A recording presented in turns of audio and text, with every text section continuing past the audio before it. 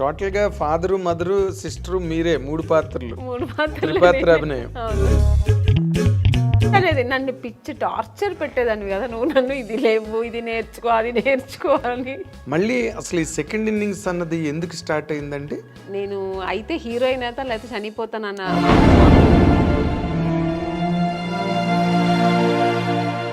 ప్రతిఘటన ఎందుకు వచ్చిందండి? మనం ఏమనుకుంటాం, మేము అందంగా ఉన్నాము, మాకు అన్నీ తెలుసు, వెళ్ళిన వెంటనే రామ్మ నువ్వు ఈ సినిమాలో నువ్వే హీరోయిన్ అని రెడ్ కార్పెట్ పెట్టేసి వెంటనే ఇచ్చేస్తారా అని ఒక ఊహలో వస్తాం. పడిన కష్టాలు అంటే ఇప్పుడు రకరకాలుగా ఉంటాయండి కష్టాలు. కష్టం అంటే నా ఇది ఏంటంటే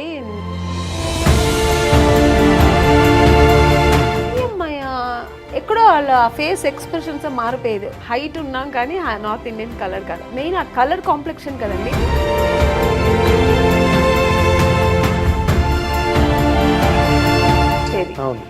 సో అప్పుడు నేను చాలా మా అమ్మని తిట్టేదాన్ని, నువ్వు ఎందుకు మా నన్ను కలర్గా కనలేదు. హీరోయిన్ అయిన తర్వాత కూడా సక్సెస్ అనేది చాలా ఇంపార్టెంట్ అనేది నాకు తమిళ్లో తెలిసింది. ఎందుకంటే 2 సినిమాలు ఆడలేదంటేనే ఐరన్ లెగ్ అని పక్కన పెట్టేస్తాను. అప్పుడు కాదు ఇప్పుడు అంతే కదా. లేదమ్మా డైరెక్టర్ గారు ఫొటోస్ చూసాను, ఫొటోస్ ఎప్పుడు బాగానే ఉందంటారండి, డైరెక్ట్ గా చూస్తే వద్దంటారు ఎందుకు. ఆయన కూడా ఒక చిన్న షాక్ వచ్చింది, ఈ అమ్మాయి అన్నట్టుగా చూసి. ఎందుకంటే మీరు ఇంతమంది హీరోయిన్ లిస్ట్ లో మీకు బాగా క్లోజ్ ఫ్రెండ్స్ అని చెప్పుకునే వాళ్ళు ఎవరండి? అంత క్లోజ్ అని లేదన్నమాట అమ్మాయి. కానీ మరి అమ్మాయి పోయింది అలాగా, పక్కన మనుషులు ఉన్నారని ఏడ్చేసానండి. అనిపించింది ఆ టైంలో, అలా ఏడ్చేసాను నేను. ఇప్పుడు అమ్మాయిని తలుచుకున్న రోజు ఉండదు నాకు. ఎప్పుడైనా సినిమాలు వస్తే తన సినిమాలు చూస్తే జగపతి బాబుని చేసుకుంటుందని తెలుసు నాకు కూడా. మీరు అంతమందితో చేశారు కానీ ఒక్కళ్ళతో మిస్ అయ్యారు. తెలుసండి మీరు ఎవరిని అడుగుతున్నారని. ఎవరు చెప్పండి?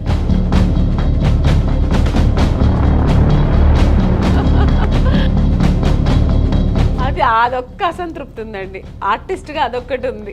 ఈ రోజుల్లో ఈ కాస్టింగ్ కోచ్ అని చెప్పాను కదా, ఫేస్ చేశాను నేను కూడా. తెలుగు మనం తమిళ్లో చాలా ఫేస్ చేశాను నేను కూడా. Casting couch problem. అవునండి. ఇప్పుడు ఓకే అండి 2 పీసెస్ వేయాలండి, మీకు ఇక్కడ స్ట్రెచ్ మార్క్ లా ఉంటుంది కదా, అలా ఏమైనా ఉందంటే నాకే ఎందుకు ఉంటుందండి స్ట్రెచ్ మార్క్, నాకు లేదండి అంటే, లేదు ఒకసారి చూపిస్తే బాగుంటుంది.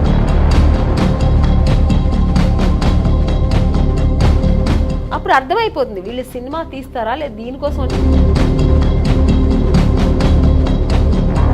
మొన్న ఒక హీరోయిన్ అలాగొచ్చారు, మేము చూడకుండా వేసుకున్నాం, చూసిన తర్వాత స్పాట్లో చూసాము, మీరు కొంచెం బట్టలు ఇప్పి చూపించండి.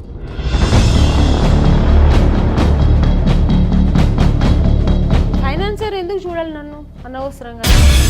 ది మిస్టేక్ హ్యాపెండ్ అండి మీ personal life. Welcome our dear viewers of I Dreams. ఈరోజు మనతో పాటు స్టూడియోలో ఉన్న ఈ స్పెషల్ గెస్ట్ కెరీర్లో చాలా మైల్ స్టోన్స్, అంటే ఒక నటిగా చాలా అద్భుతమైన పాత్రలు చేసి మొత్తం క్లాస్ మాస్ ప్రేక్షకులన్న తేడా లేకుండా అందరినీ ఆకట్టుకుని తనదైన ఒక కెరీర్ని, ఒక ట్రాక్ రికార్డుని నిలబెట్టుకున్న ఒక ఎమినెంట్ యాక్ట్రెస్. ఆవిడ పేరే ఆమని. ఆవిడ ఈరోజు మనతో పాటు స్టూడియోలో ఉన్నారు. వెల్కమ్ ఆమని గారు. వెల్కమ్. లేట్గా వచ్చినా లేటెస్ట్గా వచ్చారని లేదు సార్, అందువేళ ఒక పని పడింది. మీ హీరోయిన్లతో మాకు అలవాటు అయిపోయింది. ఈ మధ్యన మన హైదరాబాద్ లో బెంగళూరు లాగా ఫుల్ ట్రాఫిక్, బొమ్మల కొలువులాగా కార్లు నిలబడి ఉంటాయి రోడ్డు మీద. చాలా దాటుకుని రావడాలంటే ఏదో ఐ అండర్స్టాండ్. అయినప్పటికీ మీరు టైం స్పేర్ చేసుకుని వచ్చినందుకు అండ్ మా ఐ డ్రీమ్ తరఫున మీకు థ్యాంక్స్ చెప్తున్నాను ఫస్ట్ ఆఫ్ ఆల్. అయితే మీరు స్టూడియోలో ఉన్నప్పుడు మీలాంటి వాళ్ళని ఇంటర్వ్యూ చేసినప్పుడు ఎక్కువ సీరియస్గా సిన్సియర్గా అబ్జర్వ్ చేస్తారు వ్యూవర్స్ అందరూ కూడా, అండ్ కామెంట్లు చేసేవాళ్ళు కూడా రెడీగా ఉంటారు. ఎలా అడుగుతారు, ఈవిడ ఏం చెప్తారు అని. సో ఈ రోజుల్లో ప్రతిదాన్ని ఒక కాంట్రవర్సీ, ప్రతిదానికి ఒక విమర్శ, ఆరోపణలు అనేవి కామన్ అయిపోయి ఈ రోజున మీడియాలో. వాటితో పాటే ఇండస్ట్రీ పాపం, మన సినిమా ఇండస్ట్రీ ఎప్పుడు ఏదొచ్చినా దాంతో అలవాటు పడిపోయి వాళ్ళతో పాటు జర్నీ చేస్తూ ఉంది మన ఇండస్ట్రీ కూడా. అదే అంటున్నా. తప్పదు. ఈ టైంలో అంటే ఈ సెకండ్ ఇన్నింగ్స్లో శుభలగ్నం కాంబినేషను జగపతి బాబు గారు మీరు ఇద్దరు కూడా సెకండ్ ఇన్నింగ్స్లో హైలీ సక్సెస్ఫుల్గా ఉన్నారు కదా. ఫస్ట్ ఇన్నింగ్స్లో ఎంత అని అవును కదా. ఇప్పుడు ఈ ఇన్నింగ్స్లో మీకు మీ ఎక్స్పీరియన్సెస్ ఏంటండి? ఎక్స్పీరియన్స్ అంటే కొత్తగా ఏమీ లేదు, అదే ఇండస్ట్రీ, అదే అంటే మనుషులు మారారంతే. అప్పుడు ఉన్న డైరెక్టర్స్ లేదు, అప్పుడున్న ప్రొడ్యూసర్స్ లేదు, అప్పుడున్న ఆర్టిస్టులు ఏమో అప్పుడప్పుడు తగులుతుంటాం మనం. ఇప్పుడు జగపతి బాబు గారిని కలుస్తుంటాం, అప్పుడు ఏదైనా సినిమాలో రాజేంద్ర ప్రసాద్ గారు, నరేష్ గారు, ఇలాగా నేను చేసిన హీరోస్ అందరితో ఇప్పుడు మళ్ళీ ఆ మదర్ క్యారెక్టర్స్ చేసేటప్పుడు వాళ్ళ పక్కన అలా చేసే అవకాశం దొరుకుతుంది కాబట్టి వాళ్ళతో అలా మీట్ అవుతుంటాం. మళ్ళీ రోజా గారు ఈవెంట్స్లో కలిశాను, ఇంద్రజ, మీనా గారు, ఇలాగా సీనియర్ యాక్టర్స్ రాధిక గారు ఏదో ఒక ఈవెంట్లో మాట్లాడకపోయినా అట్లీస్ట్ చూస్తాం. ఇలా ఉంది తప్ప మిగతా ఏమి ఎక్స్పీరియన్స్ ఏముందంటే అప్పట్లో ఉన్న ఎక్స్పీరియన్స్ వేరు, ఇప్పుడు ఉన్న ఎక్స్పీరియన్స్ కాదు ఇది. ఇది కొత్తగా నేర్చుకోవాల్సిందని చాలా ఉంది ఇప్పుడు ఉన్న ఇండస్ట్రీలో. ఏంటి కొత్తగా అంటే అప్పట్లో మేము యాక్టింగ్ అనేది యాక్ట్ చేసి చూపించాలి. కొందరు డైరెక్టర్స్ న్యాచురల్ యాక్టింగ్, కొందరు డైరెక్టర్స్ కమర్షియల్గా నువ్వేం చేస్తావు అది అలా ఉండేది. ఇప్పుడు డైరెక్టర్స్ ఏంటంటే యాక్టింగ్ చేయదంటున్నారు, చాలా న్యాచురల్గా. అంటే ఇట్స్ గుడ్, బాగుంది. ఎందుకంటే ఓవర్ యాక్ట్ చేసి చేతులు ఇలా ఇలా అనేసి ఓవర్ డైలాగ్స్, పెద్ద పెద్ద డైలాగ్స్ అంతా లేదు ఇప్పుడు. చాలా స్వీట్ అండ్ షార్ట్ అండ్ స్వీట్గా చిన్న డైలాగు దాన్ని చక్కగా మన ఫేస్లో ఎక్స్ప్రెషన్స్తో చెప్పాలి ఇప్పుడు. అది నాకు కొత్త ఎక్స్పీరియన్స్. అంటే అప్పట్లో నేను ఒక బాపు గారు, కె విశ్వనాథ్ గారు సినిమాలో అలా ఎప్పుడో మనకు పండగ పబ్బాలు వచ్చినప్పుడు ఎలా మనకు కొత్త రకంగా ఉంటుందో అలాగే నాకు వాళ్ళ సినిమాలు చేసినప్పుడు మనకు అనిపిస్తుంది. రెగ్యులర్గా సినిమాలు వేరు. అవును, ఇప్పుడు మన బాబు గారు సినిమా చేసినప్పుడు ఒక స్పెషల్ ఉంటుంది, కె విశ్వనాథ్ గారు ఒక స్పెషల్ ఉంటుంది, కె రాఘవేంద్ర గారు, దాసరి నారాయణరావు గారు సినిమాలు ఇలా ఒక్కొక్కరు ఒక్కొక్క టేస్ట్ ఉంటుంది, ఒక్కొక్క స్కూల్ ఉంటుంది వాళ్ళకి. సో అవి నేర్చుకుంటుంటాం.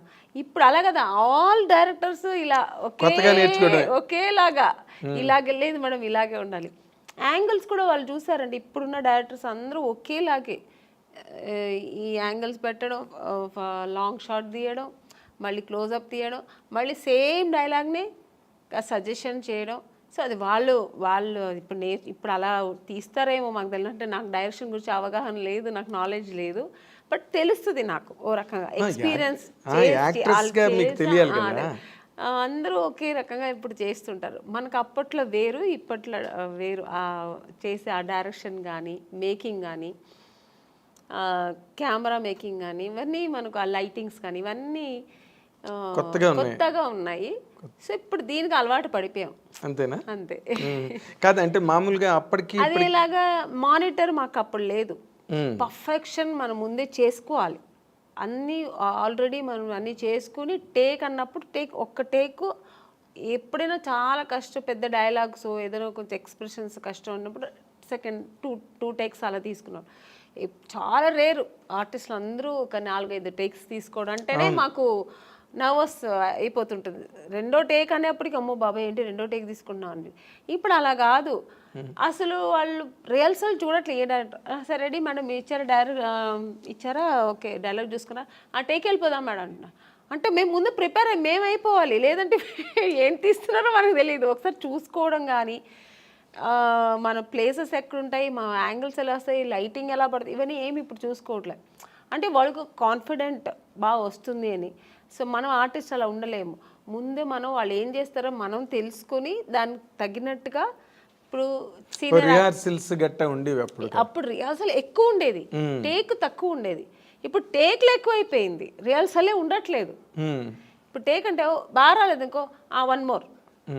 ఎందుకంటే డిజిటల్ కదా, వాళ్ళకి ప్రాబ్లం లేదు, ప్రాబ్లం లేదు కదా, ఆ టెన్షన్స్ వాళ్ళకి లేదు. బట్ మాకేమనిపిస్తుంది ఒక టేక్ రెండో టేక్ అప్పట్లో ఉన్న ఆర్టిస్టులు అందరికీను ఒకసారి అన్నీ పక్కా చూసుకొని ఒకే టేక్ చేసేయచ్చు కదా, మళ్ళీ మళ్ళీ ఎందుకు చేస్తారు? ఇప్పుడు ఒక ఎమోషనల్ అని మళ్ళీ మళ్ళీ చేస్తే రాదండి. అవును, పక్కా చూసుకొని ఒకసారి చేస్తేనే ఆ డెప్త్ ఒక్కసారే బాగుంటుంది, మళ్ళీ మళ్ళీ చేస్తే బాగుండదు. అది ఇప్పుడు వాళ్ళకి చెప్పి అర్థం చేయించాలా లేదో తెలియదు, కానీ కొంతమంది చెప్పేస్తారు. నేనైతే చెప్పను, వాళ్ళు చెప్తే మళ్ళీ మళ్ళీ ఇంకా చేయాల్సిందే. సో అలాగా ఈ డిఫరెన్సెస్ ఉండ తప్ప నార్మల్గా అయితే బాగుంది ఇండస్ట్రీ, చాలా బాగుంది. అప్పటికంటే ఇప్పుడు బాగా ఆర్టిస్టులకి రెమ్యునేషన్ కానీ వాళ్ళకి అన్నీ ఏమంటారు, అప్పుడు క్యారవాన్ ఉండేది కాదు, రెడీ అనే మార్నింగ్ 7 o'clock అంటే ఇంకెవరు పిలవాల్సిన అవసరం లేదు, మేము అందరూ ఆన్ ది స్పాట్లో ఉండాల్సిందే. ఇప్పుడు అలా కాదు, పిలిస్తేనే వస్తున్నారు ఆర్టిస్టులు, క్యారవాన్లో కూర్చుంటున్నారు, పిలవని వెళ్దాం ఎందుకు, ఇప్పుడు ముందే వెళ్ళి అక్కడ వెళ్ళి స్పాట్లో కూర్చో, ఇప్పుడు అలా అలా అయింది ఇండస్ట్రీ.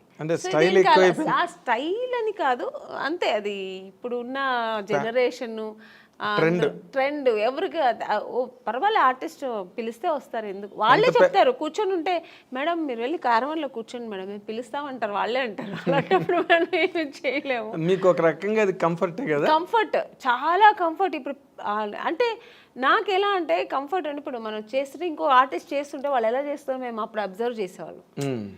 ఇప్పుడు మనది అయిపోయింది వెళ్ళి కూర్చుంటే ఇక్కడ ఏం జరుగుతుంది, నెక్స్ట్ సీన్ ఏమవుతుంది, ఇవన్నీ మనకు తెలియట్లేదు.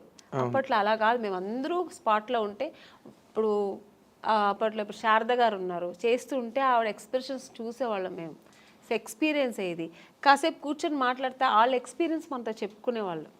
నాగేశ్వరరావు గారితో అంతా కూర్చుంటే అసలు ఆ స్పాట్లోంచి లేచి వెళ్ళేవాళ్ళం కాదు, వాళ్ళ ఎక్స్పీరియన్స్ అంతా చెప్పేవాళ్ళు అనమాట.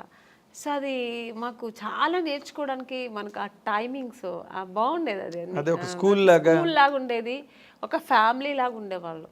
సో అవంతా ఇప్పుడు లేదు, దాని గురించి ఎవరు టెన్షన్ కూడా అవ్వట్లేదు, పెద్ద సీరియస్గా తీసుకోవట్లేదు. వచ్చాం మా పని మనం చేసుకుని వెళ్ళిపోతుంటాం అన్నట్టు. సో ఇప్పుడు మేము కూడా దానికి అలవాటు, కొంచెం కాదు మామూలుగానే అలవాటు అయింది. కానీ విచిత్రంగా అనిపిస్తుంది, కదా. ఎప్పుడైనా మన సీనియర్ ఆర్టిస్టులు అంతా దొరికినప్పుడు కూర్చొని మాకు అలవాటు కాబట్టి అలా మాట్లాడతాం. ఇంకా కొత్త వాళ్ళతో మనకు పని ఉండదు, వాళ్ళు అలాగే ఉంటారు రిజర్వ్డ్గా. ఇంకా వాళ్ళ పనులు వస్తే మనం ఆ పనులు వస్తాం. అంటే వాళ్ళ జనరేషన్ వాళ్ళతో, వాళ్ళ జనరేషన్ వాళ్ళతో కలిసి మెలిసి బాగుంటారు. ఇంకా మనం దాన్ని ఫీల్ అవ్వకూడదు, ఏమీ లేదు. సరే అంతే. ఇంకా ఇప్పుడు ఇంకోటి వచ్చింది సార్, ఫోన్స్. ఎవరు లేకపోతే ఫోన్లో కూర్చుంటారు, ఇంకా అదే వాళ్ళ ఫ్రెండ్ వాళ్ళ మమ్మీ డాడీ అన్నీ అదే, ఇంకా షార్ట్ అయిపోతే ఇంక ఫోన్లో కూర్చుంటారు. ఇక్కడ ఏం జరుగుతున్నదో ఏం తెలియదు. అక్కడ షార్ట్ అయిపోయి ఇంకా వాళ్ళు ఎలా చేస్తున్నారు అవన్నీ ఫోన్లో కూర్చుంటారు. ఇప్పుడు ఇలా అయిపోయింది అంతే. ఎవరిని ఇక్కడ తప్పు చెప్పడానికి లేదు, ఆ అట్మాస్ఫియర్ అలా, ఎన్విరాన్మెంట్ అలా అయిపోయింది మనకు, దానికి తగినట్టుగా మనం కూడా వెళ్ళిపోతాం. Very nice, very nice. అయితే ఇప్పుడు నార్మల్గా ఈ ఫస్ట్ ఇన్నింగ్స్లో హైలీ సక్సెస్ఫుల్గా ఉన్నవాళ్ళు ఈ రోజున సెకండ్ ఇన్నింగ్స్లోకి వచ్చేసరికి, అంటే మీరు చెప్పిన ట్రెండ్లు ఫాలో అవుతూనే, బట్ వాళ్ళు మంచి పొజిషన్స్లో ఉన్నారు సినిమా ఇండస్ట్రీలో. ఎందుకంటే ఈ యంగర్ జనరేషన్స్ రావడం, వాళ్ళకి మీలాంటి మంచి టాలెంటెడ్ ఆర్టిస్టులు అవసరం కావడం మేజర్ క్యారెక్టర్స్కి, అలాంటి దాంట్లో మీరు ఏమైనా డిమాండ్లో ఉన్నారా? మిగతా ఆర్టిస్ట్ గురించి నాకు తెలియదు, నేనైతే ఏమీ డిమాండ్స్ లేదండి. ఎప్పుడు ఆమెని అంటే నో డిమాండ్, ఎప్పుడు అంతే. హీరోయిన్గా ఉన్నప్పుడు అంతే, ఇప్పుడు అంతే. క్యారెక్టర్ వింటాను, నచ్చితే ఓకే బాగుంది చేస్తాను. అలాగే నా డిమాండ్స్ ఏమి లేదు, నా గురించి తెలుసు ఇండస్ట్రీలో. వాళ్ళు నేను అడగకముందే ఒక సీనియర్ ఆర్టిస్ట్ అని ఒక ఆ రెస్పెక్ట్ అందరికీ ఉంది ఇప్పటికీ. ఆ రెస్పెక్ట్ నాకు ఇస్తారు. డిమాండ్స్ నేను చేయాల్సిన అవసరం లేదు, వాళ్ళే నాకు మీ డిమాండ్ వాళ్ళే దృష్టిలో పెట్టుకొని నాకు చేయాల్సింది, నాకు ఇవ్వాల్సింది ఏం చేయాలో, నా ఒక స్పాట్కి వస్తే మాకు ఆర్టిస్ట్కి ఏం చేయాలి, వాళ్ళకి వాళ్ళకి ఎలా అనుకూలం చేసి ఇవ్వాలి, వాళ్ళకి అన్ని కంఫర్ట్స్ ఇవ్వాలి అని ఇస్తున్నారండి. సో అందుకని అది టెన్షన్ లేదు మాకు. అంటే దాని గురించి ఆలోచించాల్సిన అవసరం లేదు, డిమాండ్ చేయాల్సిన అవసరం కూడా లేదు. ఎందుకంటే వాళ్ళకి తెలుసు, సో వీళ్ళు ఇంత జర్నీ చేసి వచ్చారు, ఇంత పెద్ద ఆర్టిస్ట్ అని నేననే కాదు, ఇప్పుడు పెద్ద పెద్ద ఆర్టిస్ట్ ఎవరైనా సీనియర్ ఆర్టిస్ట్ వాళ్ళందరికీ ఇప్పుడున్న వాళ్ళు ప్రొడ్యూసర్స్ కానీ డైరెక్టర్స్ కానీ ఈవెన్ టెక్నీషియన్స్ కానీ అందరూ ఆ రెస్పెక్ట్ ఇస్తున్నారు, కంఫర్ట్స్ ఇస్తున్నారు. అది మనం లేదని చెప్తే బాగుండదు. అవును, కరెక్ట్ కరెక్ట్. అయితే మీరు ఈ సెకండ్ ఇన్నింగ్స్ స్టార్ట్ చేసే ముందు ఫస్ట్ ఇన్నింగ్స్ ఒక సూపర్ స్టార్ హీరోయిన్గా మీరు కెరీర్కి ఫుల్ స్టాప్ పెట్టి మళ్ళీ సెకండ్ ఇన్నింగ్స్ టేక్ ఆఫ్ అయ్యే మధ్య గ్యాప్ ఉంది కదా, దాన్ని అసలు మీరు ఎట్లా హ్యాండిల్ చేశారండి? ఒకప్పుడు అంత బిజీగా ఉండి 2 షిఫ్ట్లు 3 షిఫ్ట్లు చేసి ఆమెని డేట్లు కూడా దొరకట్లేదు అన్న మాటలు నేను ప్రత్యక్షంగా విన్నవాడిని. అలాంటి ఒక కెరీర్ని ఒక్కసారి పవర్ బ్రేక్ కొట్టి మళ్ళీ సెకండ్ ఇన్నింగ్స్ మధ్యలో గ్యాప్ ఉంది కదా, ఈ గ్యాప్ని మీరు అసలు ఎట్లాగా ఎంజాయ్ చేశారు, ఎట్లా హ్యాండిల్ చేశారు? మోర్ ఇంపార్టెంట్లీ నిజంగా చాలా కష్టమైంది నాకు 1 ఇయర్. అసలు పిచ్చి పట్టేది నాకు. మ్యారేజ్ చేసుకొని వెళ్ళాను నేను, వేరే ఆప్షన్ ఏమీ లేదు. వెళ్ళిన తర్వాత నాకు ఇంట్లో కూర్చోడం చాలా కష్టమైంది. ఎందుకంటే నాకు కుకింగ్ తెలియదు, అస్సలు తెలియదు. నాకు చిన్నప్పటి స్పూన్ పట్టుకోవడం కూడా తెలియదు. ఎప్పుడైనా కాఫీను టీ అలా చేసేదాన్ని. మా నాన్నగారు అమ్మ చేసి పెట్టిన వంటను వడ్డిచ్చేదాన్ని. ఇది తప్ప నాకు వేరే ఏం తెలియదు. మిగతా పనులన్నీ చేస్తా ఇంట్లో. ఒక ఆడపిల్ల చేయాల్సిన పనులని ఊడవడం కానీ, క్లీనింగ్ కానీ, బట్టలు క్లీన్ చేయడం, ఇవన్నీ చేస్తా. కుకింగ్ మా అమ్మ వదిలేదు కాదు. నీకేం తెలీదురా, నాకు ఇష్టం. నేను ఎప్పుడైనా వెళ్ళి అమ్మ నేను చేస్తానమ్మా ఈరోజు అని ఎప్పుడైనా హాలిడేస్లో చెప్తే కూడా మా అమ్మ తిట్టేది. సో అది నాకు అలవాటే లేదు అసలు. ఇంకా సినిమాకి వస్తే టోటల్ ఆ కాఫీ కూడా మర్చిపోయాను. కాఫీ తాగడం మర్చిపోయాను. ఎందుకంటే అదో హీరోయిన్స్ అంటే అప్పట్లో కలర్ రావంటే కాఫీ తాగితే నల్లబడిపోతారు ఇలా అంతా చెప్పేవాళ్ళు కదా. అందుకని మిల్క్ తాగడం, జ్యూసులు తాగడం, మిల్క్ తాగితే లావ్ అవుతారని జ్యూసులు ఎక్కువ తాగడం, ఇలా అలవాటు అయిపోయి కాఫీ కూడా ఎలా పెట్టడం కూడా మర్చిపోయాను, తాగడం కూడా మర్చిపోయాను. సో తర్వాత వెళ్ళి ఇంకా 1 ఇయర్ కష్టమైంది. ఇంకా ఇలా కుకింగ్ ఎలా చేయాలి నేర్చుకున్నాను, ఫ్యామిలీ ఎలా రన్ చేయాలి. ఇంకా ఆ టెన్షన్స్ వేరు కదా, ఫ్యామిలీ టెన్షన్స్. అది ఫుల్ టైం జాబ్ అది. మనకి ఇలా ఏం టైం ఉండదు. ఇక 6 o'clock ప్యాకప్ అయితే రిలాక్స్ అవ్వడం ఏమి ఉండదు. ఎప్పుడు బిజీ, అది టెన్షన్స్ ఎప్పుడు ఉండదు. సో అవన్నీ నేర్చుకోవడం, లైఫ్ అనేది ఏం నేర్చుకోవాలి అవన్నీ ఆఫ్టర్ మ్యారేజ్ చాలా నేను నేర్చుకున్నాను. మా సిస్టర్స్ అంతా ఇంకా అప్పుడు పెళ్లి కాలేదు, చదువుకుంటున్నారు. సో వాళ్ళ లైఫ్ అంతా ఎలా వాళ్ళు సెటిల్ చేయడం, వాళ్ళకి పెళ్ళిళ్ళు చేయడం, ఇవన్నీ బాధ్యత మీదేనండి. అన్నీ నేను ఇంట్లో పెద్ద కాబట్టి మా బ్రదర్కి మ్యారేజ్ చేశాను, మా సిస్టర్కి మ్యారేజ్ చేశాను. సో ఇవన్నీ నాకు ఫుల్ బిజీ. మీరు చెప్పినట్టు 24 hours బిజీ ఉండేదాన్ని. అసలు అప్పుడు కూడా నిద్ర ఉండేది కాదు నాకు.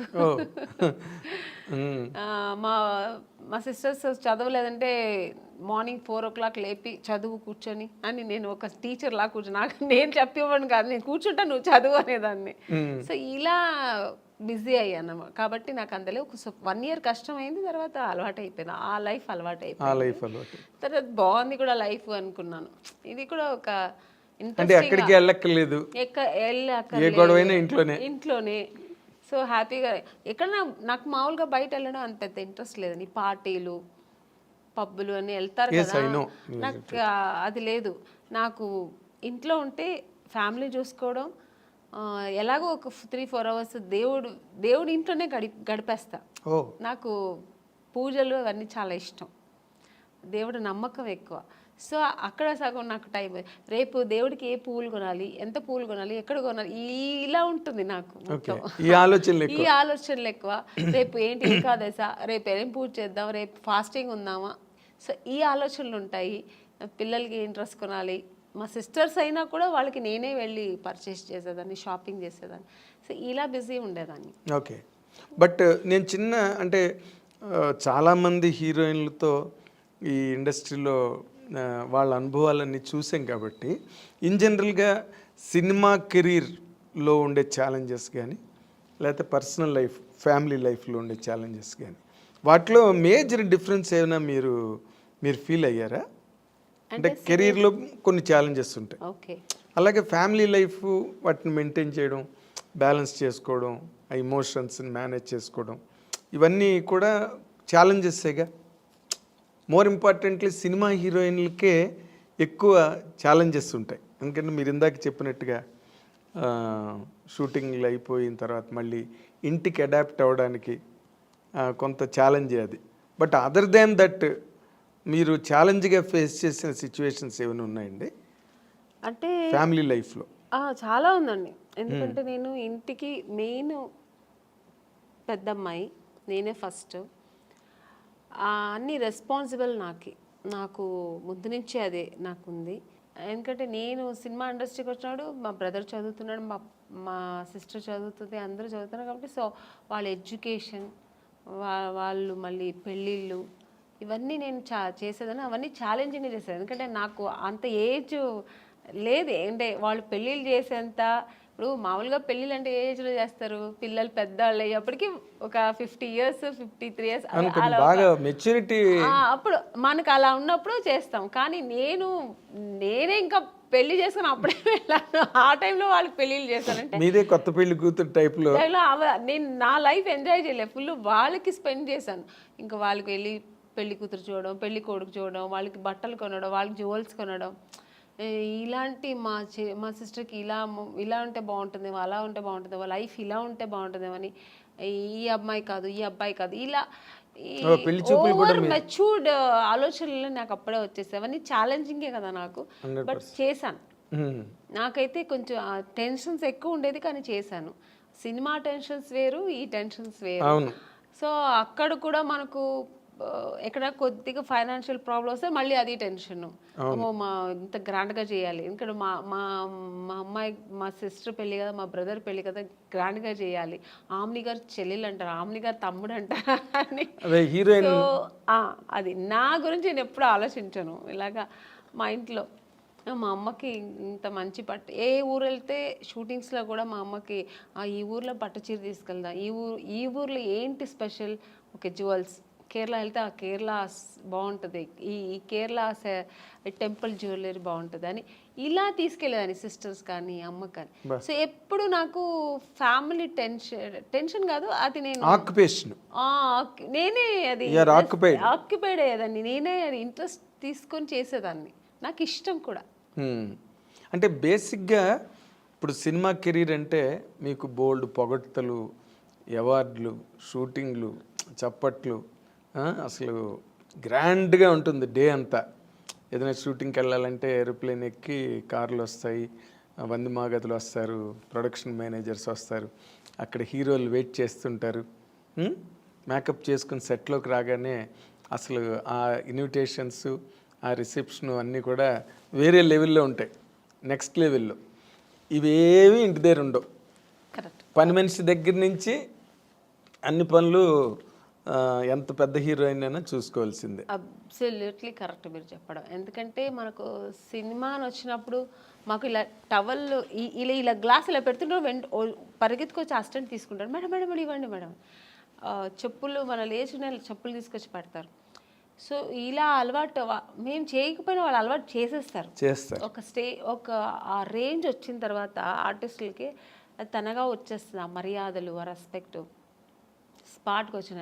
ఈవెన్ ఇప్పుడు కూడా నేను ఇప్పుడు ఒక ఆమెనిగా నేను క్యారెక్టర్ ఆర్టిస్ట్ అయినా కూడా బట్ మీకు లెగసీ ఉంది కదా, పెద్ద హీరోయిన్ ఏదో ఒక ఉంది.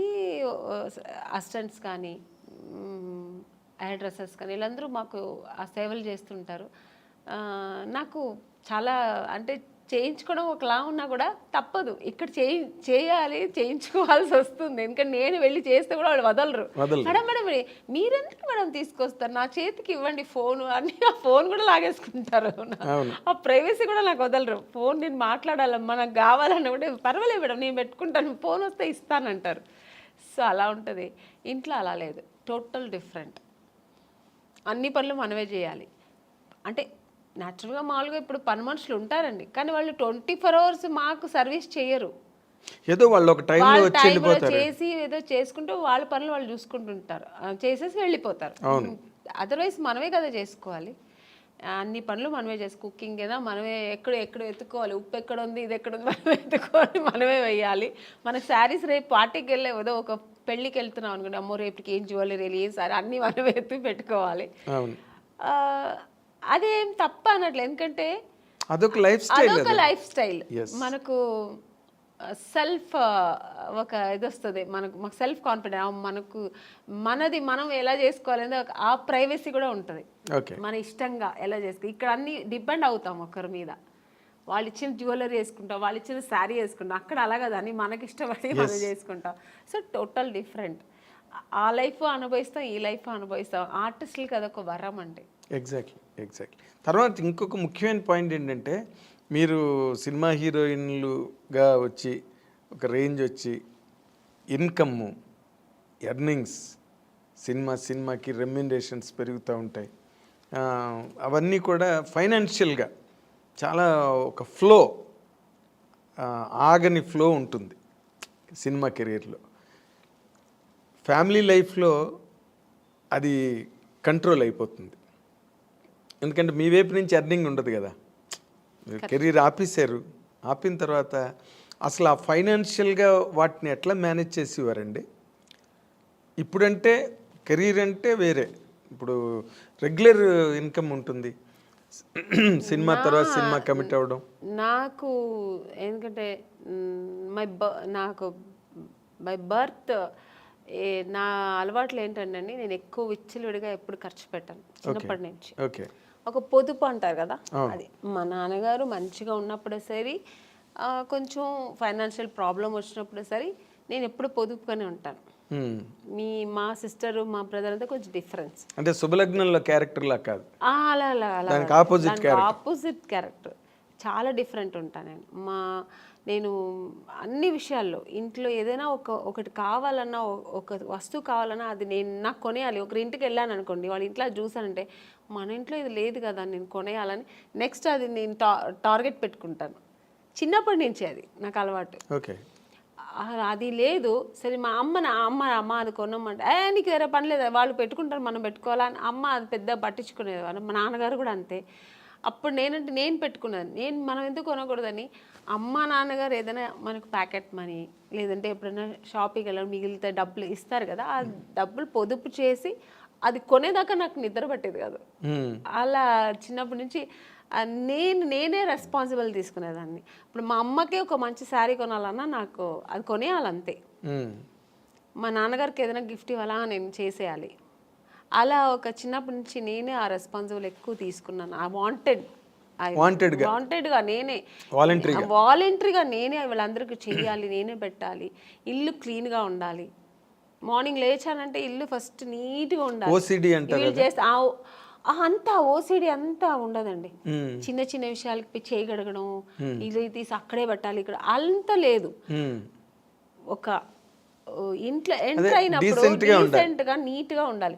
ఇల్లు అనిన తర్వాత మరీ అంత అంటే అది ఇల్లులాగా ఉండదు. ఇప్పుడు పిల్లలు పెద్దలు ఇంట్లో గీకుతారు అన్ని ఆ ఏజ్ నుండి చేస్తారు. వాళ్ళు చేయకూడదు, ఇలా పెట్టకూడదు, మరి అంత ఓవర్ నేను అంత స్ట్రిక్ట్గా ఉండను, అంత మరి డిసిప్లిన్ ఉండాలి అంతే. అలాగే నీట్గా ఇల్లు అంటే ఇల్లులా ఉండాలి.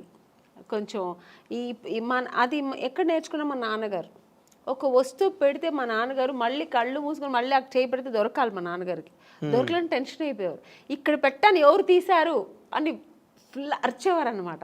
అది తప్పు కూడా మా బ్రదరే తీసుంటాడు, నేను తీయను. ఎందుకంటే వాళ్ళు మా నాన్నగారు తెలిసి వాడిని తిట్టేవారు, ఎందుకులా తీసామని అడిగేవారు. ఇలాగా అప్పుడు నేర్చుకున్నా. అది చిన్నప్పటి నుంచి నాకు అది కొంచెం వచ్చింది. ఇప్పుడు ఆ వస్తువులు అంటే అక్కడే పెట్టాలి, మళ్ళీ మనం ఎత్తికే ఉండకూడదు, అక్కడే వెళ్ళి మనకు ఈజీగా తీసుకునేట్టుగా.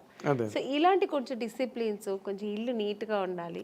ఆ నీట్నెస్ మా ఇంట్లో అందరికీ ఉంది. మా ఇంట్లో మా అమ్మ, మా తరతరాంతరం నాకు తెలిసి మా నాన్నగారి సైడ్ కానీ మా అమ్మగారి సైడ్ కానీ కొంచెం ఎక్కువ నీట్నెస్ అనేది, ఆర్గనైజ్డ్ గా ఉండడం. ఓసిడి అంత లేదు, నీట్. అంటే కొంతమంది లేడీస్ ఉంటారు, అమ్మో అది కడిగిందే కడిగి సర్దిందే సర్ది, అది చాలా చిరాకండి. అంత ఉండదు, ఎందుకంటే టైం అంతా దానికి సరిపోతుంది. మళ్ళీ మనకు వేరే ఆలోచన ఉండదు. ఇంకా అంత ఓవర్గా కూడా ఉండను నేను.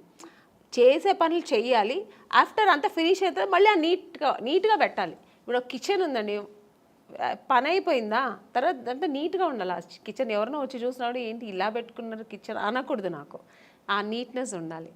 మళ్ళీ అది వెంటనే క్లీన్ చేసేసాలి అంతే. మళ్ళీ అది ఎప్పుడు తుడుస్తూ ఉండాలి, కడుగుతూ ఉండాలి, చేయి కడుగుతూ ఉండాలి, ఇది ముట్టామంటే అయిపోయి చేయి, అలా అంతా ఏం లేదు. ఓకే. అయితే ఇప్పుడు మీరు ఇందాక చెప్పిన దాంట్లో బ్రదర్ మ్యారేజ్ మీరే చేశారు, సిస్టర్స్ మ్యారేజ్ మీరే చేశారు, వాళ్ళకి నగలు కొనాలన్నా చీరలు కొనాలన్నా అంతా మీ డబ్బే. ఇప్పుడు వాళ్ళ పిల్లలు పుట్టిన తర్వాత వాళ్ళ పేర్లు కూడా నేనే పెట్టానండి. నన్నే అడిగారు, అక్క ఏం పేరు పెట్టదు, నువ్వు సెలెక్ట్ చేయనేవారు. ఈ టెన్షన్స్ అన్ని నాకే పెట్టేవారు అన్నమాట. ఇవన్నీ ఒక ఎత్తు అయితే, ఇందాక మీరు చెప్పినట్టు మీరు పొదుపు ఆదాయం చేసి దోబరా చేయకుండా డబ్బుని మీ కెరీర్లో స్టిల్ ఎప్పుడు ఇప్పుడే కాదు, ముందు చిన్నప్పటి నుంచి నాకు అది అలవాటు కాబట్టి నేను హీరోయిన్ ఆఫ్టర్ హీరోయిన్ అయిన తర్వాత కూడా విచ్చలవిడిగా నేను ఎప్పుడు డబ్బు వచ్చేసింది కదా అని ఎప్పుడు నేను అలా ఖర్చు పెట్టలేదు. సో ఎప్పుడు పొదుపుగానే పెట్టేదాన్ని. మరి ఆ డబ్బంతా మరి వీళ్ళందరికీ ఖర్చు అయింది కదా, వాళ్ళు ఖర్చు పెట్టాలి కదండి, మరి దేనికి పెట్టాలో దానికి పెట్టాలి కదా. నేను నాకేంటంటే ఒకటి, నాకు చిన్నప్పుడు స్విమ్మింగ్ నేర్చుకోవాలని ఇష్టం, స్విమ్మింగ్ చేయాలని, కానీ నేర్చుకోలేదు. ఎందుకంటే మా ఇంట్లో మా అమ్మ నాన్న వాళ్ళకి అవకాశం ఉంది కానీ చేయడానికి వాళ్ళకి తెలియదు.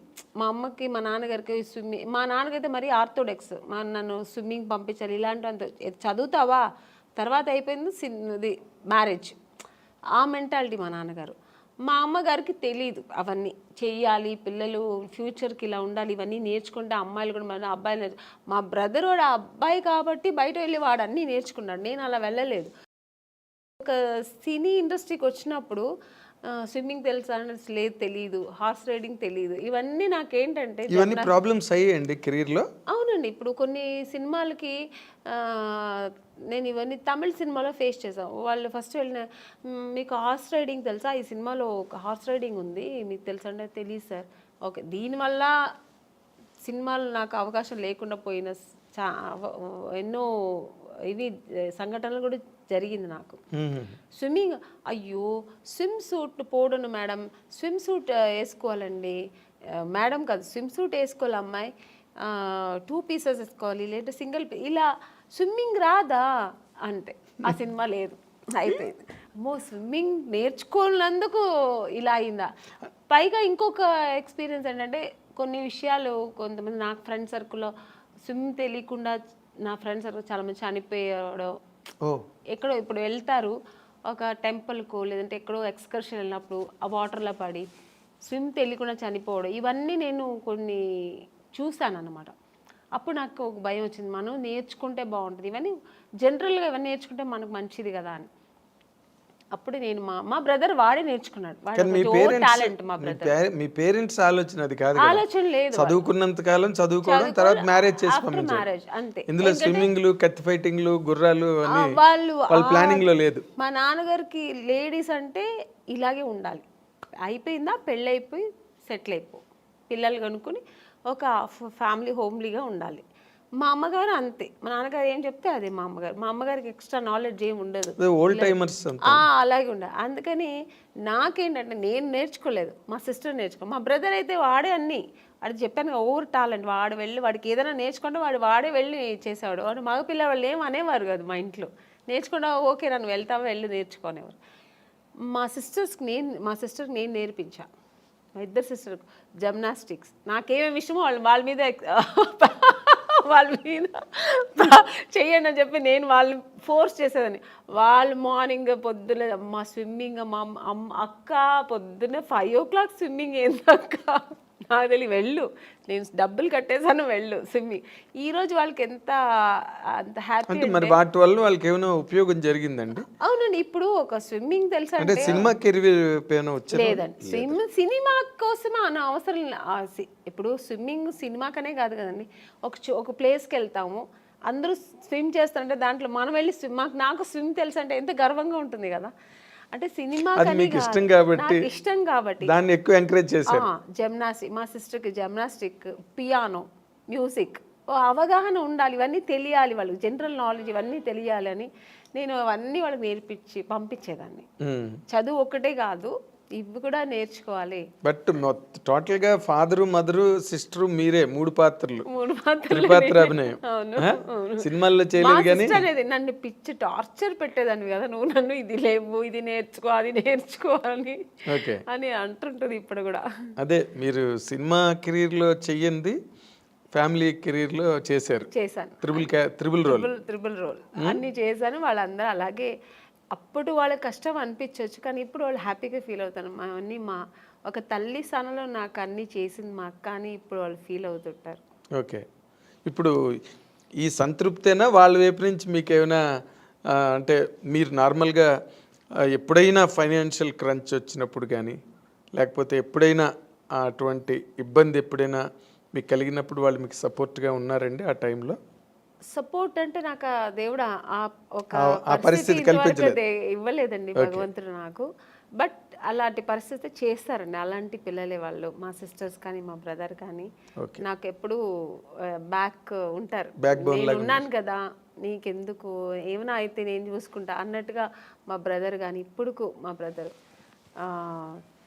ఇప్పుడు ఏముంటాను, ఎందుకంటే నాకు కొంచెం లేట్గా పిల్లలు అయ్యారు, చిన్న పిల్లలు ఇప్పుడు నాకు ఎప్పుడైనా హెల్త్ ఇష్యూస్ వస్తే కూడా నేను వాటితో షేర్ చేస్తుంటా. ఏందరో నాకు భయంగా ఉంది, ఇలాగా అలాగా ఫ్లైట్లో వెళ్తుంటే ఏదో సౌండ్స్ వస్తుంది, నాకు భయం వస్తుంది అంటూ చాలు. ఏం భయపడవద్దు, నేను దేవుడి దగ్గర ప్రార్థన చేస్తాను, ప్రేయర్ చేస్తాను, నా ఆయుష్ కూడా నీకు ఇవ్వాలనుకుంటా. ఎందుకంటే వాడి పిల్లలు వాళ్ళు తొందర పెళ్ళైపోయి వాళ్ళ పిల్లలతో పెద్దవాళ్ళు అయిపోయి సెటిల్ అయిపోయారు. సో అంటే వాళ్ళందరినీ సెటిల్ చేసే తర్వాత అంటే మ్యారేజ్ చేసుకున్నా నాకు పిల్లలు లేట్గా అయ్యారు అనమాట.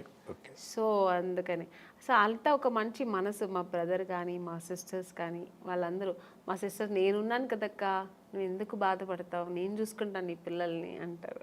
Okay, so nice.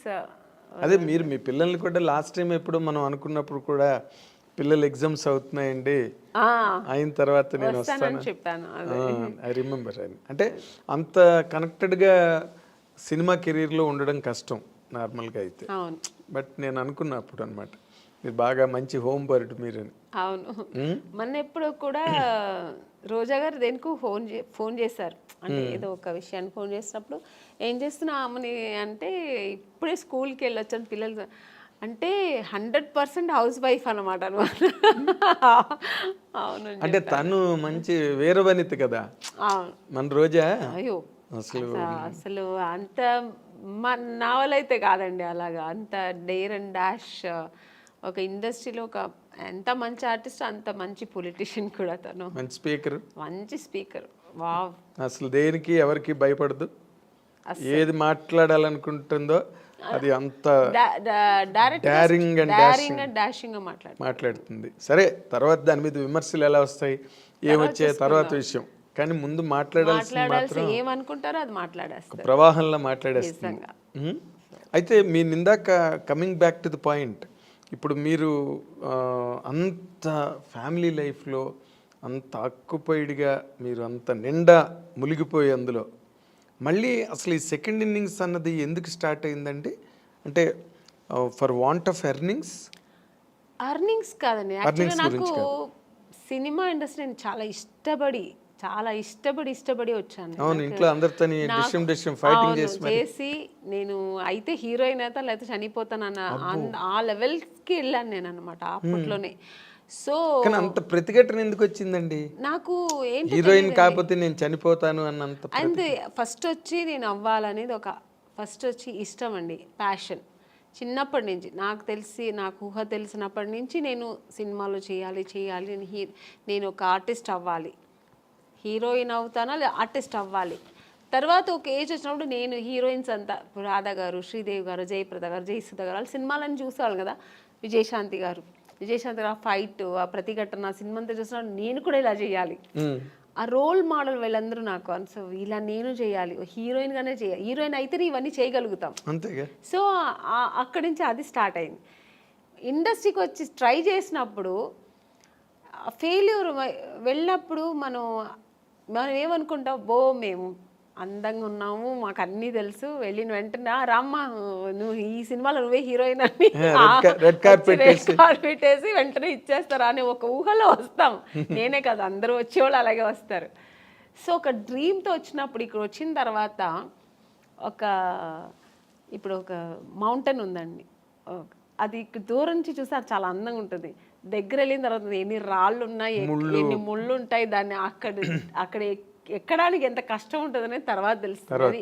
అది అందుకే దూరపు కొండలు నునుపు అంటారు కదా, అలాగే నాకు కూడా నేను అలా అనుకొని వచ్చాను. తర్వాత ఇక్కడ వచ్చిన తర్వాత సో అంత ఈజీ కాదు అనిపించింది. ఇప్పుడైనా మనకి ఇండస్ట్రీ చాలా ప్లాట్ఫామ్స్ ఉంది. ఒకవేళ హీరోయిన్ అవ్వలేదు, ఒక 4-5 సినిమాలు ట్రై చేసాం, దొరకలేదు అనుకోండి, ఓకే లేకపోతే ఏంటి మనం ఏదో చేసుకుందాం, యాంకర్ అవ్వచ్చు, దాంట్లో ట్రై చేయొచ్చు, సీరియల్ హీరోయిన్ అయిపోవచ్చు, చాలా ఉన్నాయి ఇప్పుడు మనకు ఆప్షన్స్ ఎక్కువ ఉన్నాయి. మోడలింగ్ చేయొచ్చు, దానికి తగినట్టుగా మనం మన బాడీని చేసుకుని మోడలింగ్ చేయొచ్చు. ఇలా చాలా ఆప్షన్స్ ఉన్నాయి. మెయిన్ వచ్చినప్పుడు ఇండస్ట్రీ ఓన్లీ హీరోయిన్ చేయాలి, లేదంటే సిస్టర్ రోల్, మదర్ రోల్, ఆ ఏజ్లో సిస్టర్ రోల్, లేదంటే ఫ్రెండ్స్ రోల్, ఇలాంటి తప్ప ఆప్షన్ లేదు. ఇంటికి వెళ్ళిపోవాల్సిందే. నాకేమో అది ఇష్టం లేదు, నేను చేస్తే హీరోయినే చేయాలి. అలాంటప్పుడు ఎన్ని కష్టాలు నేను ఎదుర్కోవాల్సి వస్తుంది. అవును, మనం కండిషన్స్ పెట్టుకుంటే కష్టాలే. సో అది అప్పుడు అసలు ఎక్కువ కష్టాలు ఫేస్ చేశారండి బిగినింగ్ లో? తప్పకుండా అండి. ఎందుకంటే నాకు చెన్నైలో అంటే ఎక్కువ తమిళ్ ఇండస్ట్రీలోనే ఎక్కువ నేను ట్రై చేశాను. నాకు అప్పుడు తెలుగు టచ్ లేదనమాట. అక్కడ తమిళ్లో ట్రై చేసేటప్పుడు మా నాన్నగారు ఫ్రెండ్, ఫ్యామిలీ ఫ్రెండ్, ఆయనకు కూడా తమిళే తెలుసు. ఆయనకి తమిళ్ అతనే ఆయన కాబట్టి తమిళ్ ఇండస్ట్రీకే ఆయన నన్ను చుట్టి తీసుకెళ్ళేవారు అనమాట. కంపెనీస్ అక్కడ ఉన్నారు, వెళ్ళమ్మా అక్కడ. సో ఇవన్నీ అక్కడ ఫేస్ చేశాను. బట్ నేను తెలుగులో ఫేస్ చేయలేదు, డైరెక్ట్ హీరోయిన్ అయిపోయాను. నేను అనుకొని వచ్చాను కదా, అది ఇక్కడ దొరికింది. అక్కడ చాలా కష్టమైంది. అంటే ఇక్కడ వచ్చేప్పటికి చాలా ఎక్స్పీరియన్స్ అయింది నాకు. అంటే అక్కడ ఒక ఎస్టాబ్లిష్డ్ పొజిషన్కి వచ్చాక కదా ఇక్కడికి వచ్చాను. అక్కడ ఎస్టాబ్లిష్ అవ్వడానికి ఎస్టాబ్లిష్ అవ్వలేదు, చేస్తున్నప్పుడే అంటే హీరోయిన్ ఛాన్స్ దొరికింది. నేను పడిన కష్టాలకి హీరోయిన్ ఛాన్స్ దొరికింది. బట్ నేను 100% అక్కడ సక్సెస్ అవ్వలేదు, ఇక్కడ సక్సెస్ అయ్యాను. అంటే పడిన కష్టాలు అంటే ఇప్పుడు రకరకాలుగా ఉంటాయండి కష్టాలు. కష్టం అంటే నా ఇది ఏంటంటే, నేను చేసిన ట్రావెల్ ఎలాగంటే వెళ్ళిన వెంటనే ఫొటోస్ చూసేవారండి. అప్పుడంతా ఎక్కువ ఫొటోస్, ఆల్బమ్స్, అవన్నీ ఫొటోస్ చూసి చాలా బాగుంది అమ్మాయిని వెంటనే రమ్మనని వాళ్ళు. వెళ్ళి చూసిన వెంటనే ఈ అమ్మాయి ఎక్కడో వాళ్ళ ఫేస్ ఎక్స్ప్రెషన్స్ మారిపోయేది. వాళ్ళు ఏదో హై ఎక్కడో ఒక ఫుల్ దీంట్లో ఉంటారు, ప్లెడ్జ్లో ఉంటారు. ఈ అమ్మాయి ఇంత అందంగా ఉంటే ఇంక డైరెక్ట్గా ఎంత ఉంటుందో అనుకొని ఒక ఊహలో ఉంటారు. నన్ను చూసిన వెంటనే మేము కొంచెం అంత నార్త్ ఇండియన్ కలర్స్ కాదు, హైట్ ఉన్నాం కానీ నార్త్ ఇండియన్ కలర్ కాదు. మెయిన్ ఆ కలర్ కాంప్లెక్షన్ కదండి ఫస్ట్ మీకు లుక్ ఏమిస్తుందంటే ఆ కలర్ కాంప్లెక్షన్ చూసిన వెంటనే బాగుంది అనేది అనిపించేది. అక్కడ నేను ఫెయిలియర్ అయ్యేదాన్ని చూసిన వెంటనే. కలర్ దెబ్బ కొట్టింది మిమ్మల్ని. ఇంకొకటి మీరు చెప్పినట్టు ఇప్పుడు ఆ స్పీకింగ్ మనం చూసిన కొంతమంది పడపడని మాట్లాడేస్తారు. నేను కొంచెం అలా మాట్లాడను, రిజర్వ్డ్గా ఉంటాను. నమస్తే కూర్చుంటా, అడిగిన దానికి ఆన్సర్ అంతే, ఎక్స్ట్రా మాట్లాడడం నేను మాట్లాడడం కూడా. అది ఎంత వాళ్ళకింటే అమ్మాయి నిజంగానే యాక్టింగ్ చేస్తుందా క్యారెక్టర్ అని ఎక్కడో వాళ్ళకి ఏదో ఫీల్ అయ్యేవారు. సార్ చెప్పి పంపిస్తాం అనేవారు. ఇలా ప్రతి ఒక్క కంపెనీలో జరుగుతుంది. కానీ తమిళ్లో మీరు కలర్ అంటున్నారు, సావిత్రి గారు భయంకరమైన కారు నలుపు, వాణిశ్రీ గారు మామూలు నలుపు కాదు. ఆవిడకి 4 గంటలు 5 గంటలు మేకప్ చేసేవారు వాణిశ్రీ గారు. కరెక్టే అండి, మీరు చెప్పేది కరెక్టే. బట్ నేను వచ్చేప్పటికి ట్రెండ్ చాలా మారింది. అంత అప్పుడు ఉన్నంత ఇప్పుడు సావిత్రి గారు అప్పుడు ఎంత లావు ఉన్నవారు, బట్ చక్కగా ఫేస్ అందంగా ఉంటే ఓన్లీ ఆ ఫేస్ చూసేవారు అనమాట. మీకు ఆ స్ట్రక్చర్ చూసేవాళ్ళు కాదు. ఈవెన్ భానుమతి గారు కానీ మన వాణిశ్రీ గారు కానీ అప్పుడంతా స్ట్రక్చర్ ఏమి చూసేవాళ్ళు కాదు. ఫేస్ వర్క్ అప్పుడు అన్న ఓన్లీ ఎక్స్ప్రెషన్స్, యాక్టింగ్ ఇది చూసేవారు అనమాట. ఆ తర్వాత జనరేషన్ ఇప్పుడు శ్రీదేవి గారు వాళ్ళంతా వచ్చేప్పటికి స్ట్రక్చర్ మెయింటైన్ చేసేవాళ్ళు, అందము అన్నీ వచ్చేసింది కదా. సో అది అప్పటికే మీకు నార్త్ ఇండియన్స్ చాలా మంది వచ్చారు. నగ్మా గారు అప్పటికి వచ్చేసారు, మీ టైంకి వచ్చేసారు.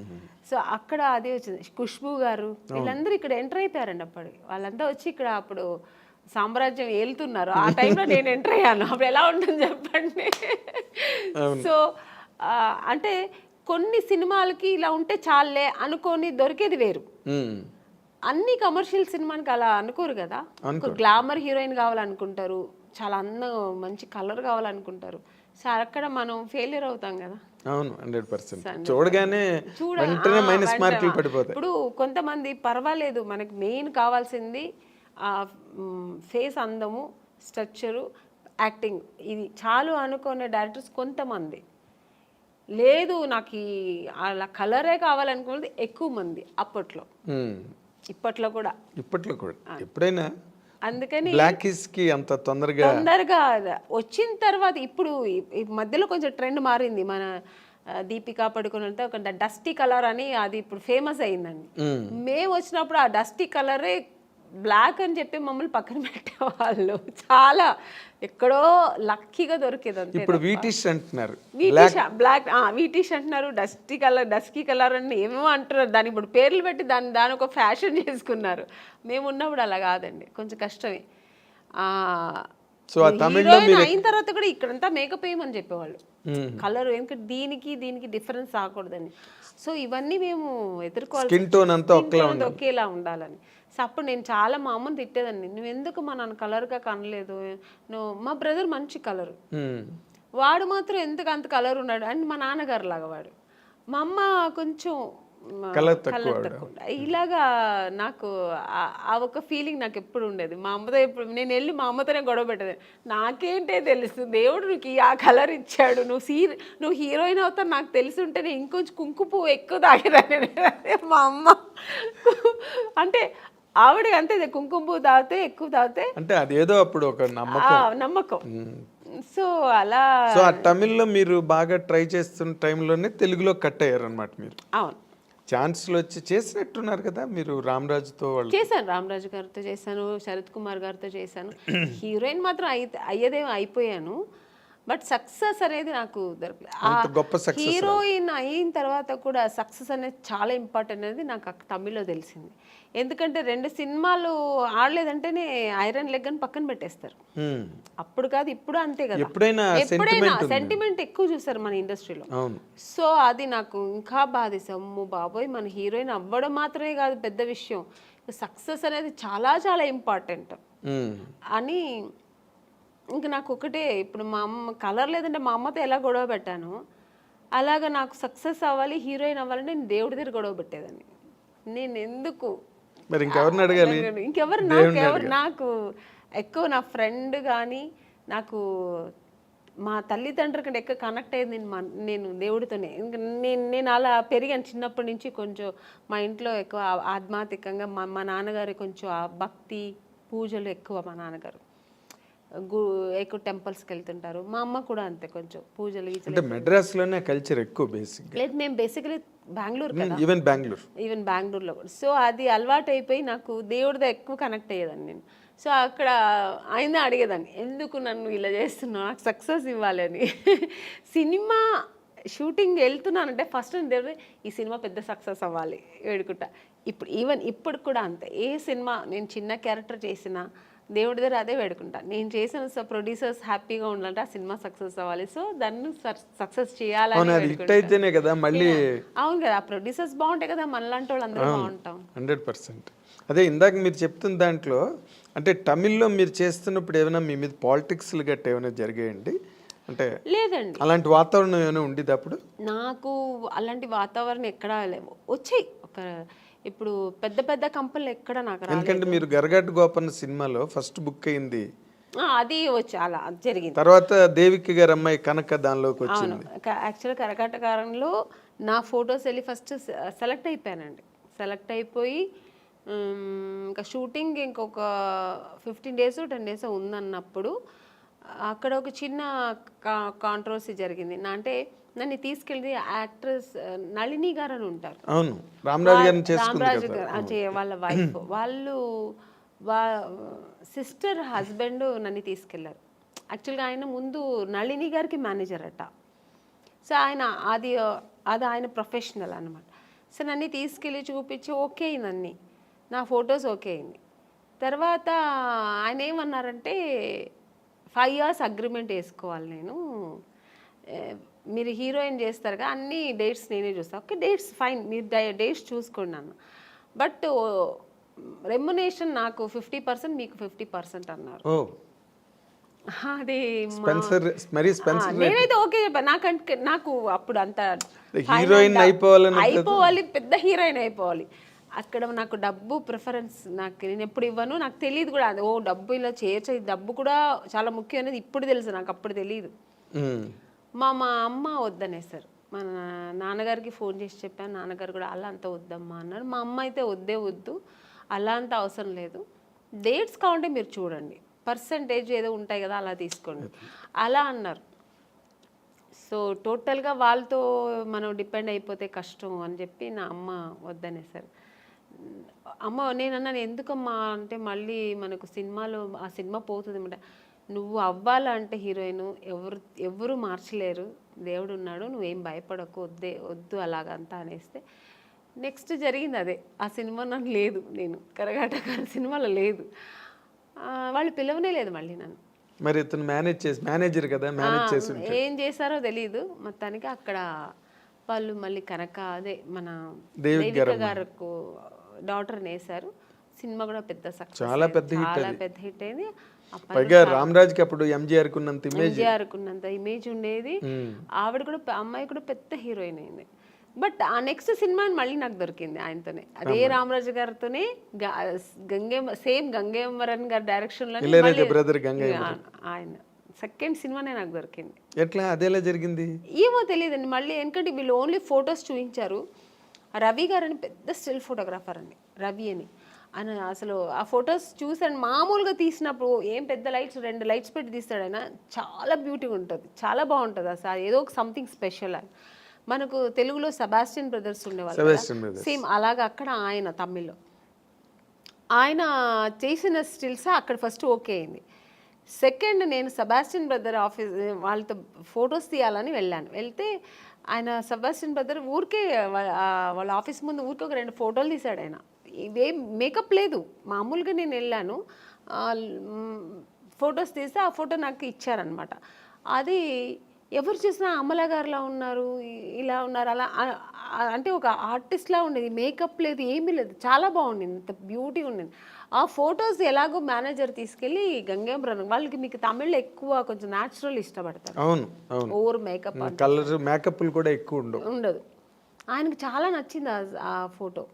మళ్ళీ ఆ అమ్మాయి ఈ అమ్మాయి అనుకున్నారా లేదు ఏమి జరిగిందో, ఆ ఫోటో చూస్తే ఆయన వెంటనే పిలిచి మాట్లాడి ఆ సినిమాకు అవకాశం ఇచ్చారు హీరోయిన్గా.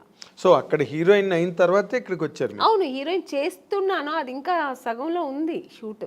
ఆ సగం అవుతున్నప్పుడు మళ్ళీ ఇంకో సినిమా, ఇప్పుడు మామూలుగా గంగేమరన్ గారి సినిమా పెద్ద బ్యానర్లో రామరాజు గారు పక్కన చేస్తున్నానప్పుడు ఒక 2-3 సినిమాలు నేను అప్పటికే బుక్ అయిపోయాను అక్కడ. సో చేస్తూ ఉన్నప్పుడు నాకు తెలుగులో ఆఫర్ వచ్చింది, ఎవరు మన ఈవి గారు. కానీ నాకు తమిళ్లో ఇంత కష్టపడి ఇంకా తెలుగు ఎంత పెద్ద ఇండస్ట్రీ అప్పట్లో. అవును, ఎప్పుడైనా పెద్ద ఇండస్ట్రీ, ఇప్పుడు అంటే నేనేమంటాను, అప్పుడు ఓన్లీ తెలుగు మాత్రమే పెద్ద ఇండస్ట్రీ. ఇప్పుడు కన్నడ, హిందీ, తమిళ్ ఇప్పుడు అన్నీ కొంచెం ఆ ఈక్వల్ వచ్చేసింది. ఇప్పుడు ఒకప్పుడు కన్నడ ఇండస్ట్రీ అంటే ఏమీ లేదు, ఇప్పుడు ఈక్వల్ టు మనకు తెలుగులా వాళ్ళు ఎక్కువ ఖర్చు పెట్టి రవిచంద్రతో ప్రారంభమైంది. అవును, అప్పుడు అలా కాదు, ఓన్లీ తెలుగు ఇండస్ట్రీ అంటేనే ఒక హిందీ తర్వాత నెక్స్ట్ మనకి తెలుగు. అలాంటి ఇండస్ట్రీలో మనకు దొరుకుతుందా, అమ్మో బాబా అది ఇంపాసిబుల్. మేము తమిళలోనే ఇంత ట్రై చేశాను, ఇంకా తెలుగులో చాలా కష్టం అనుకొని నాకు అసలు నమ్మకం లేదండి, కానీ దొరికింది. అది ఎలా జరిగిందండి? అప్పుడు ఆ టైంలో నాకు కరెక్ట్గా మా నాన్నగారు పోయారండి, ఆయన హెల్త్ ఇష్యూస్ వల్ల ఆయన పోయారు. నేను అప్పుడు తమిళ్ షూటింగ్లో వేరే ఎక్కడో ఉన్నాను, అవుట్డోర్లో ఉన్నా, నేను మా అమ్మగారు. మా బ్రదరు మా సిస్టర్ ఇంట్లో ఉన్నారు, వాళ్ళు ఇంకా చిన్నపిల్లలు పాపం. మా బ్రదర్ తెలిసి వాడు వెళ్ళిపోయాడు, మా సిస్టర్ని తీసుకెళ్ళాక వాడు చిన్నపిల్ల పక్కింట్లో వదిలేసి వాడు వెళ్ళాడు. నాకు కబురు చేశారు, అప్పట్లో మీకు సెల్ ఫోన్ అవన్నీ ఏమీ లేదు, ఫోన్ ఉంది, హోటల్కి ఫోన్ ఉంది, హోటల్కి ఇన్ఫార్మ్ చేస్తున్నారు వాళ్ళు. రిసెప్షన్ వాళ్ళు చెప్పారు, ఎవరి దగ్గర చెప్పారు, ప్రొడ్యూసర్తో చెప్పారు. నేను షూట్లో ఉన్నా, నేను మా అమ్మ షూట్లో ఉన్నాము. ప్రొడ్యూసర్ ఏంటంటే అది క్లైమాక్స్ సీన్, అది ఆల్ ఆర్టిస్ట్ కాంబినేషన్.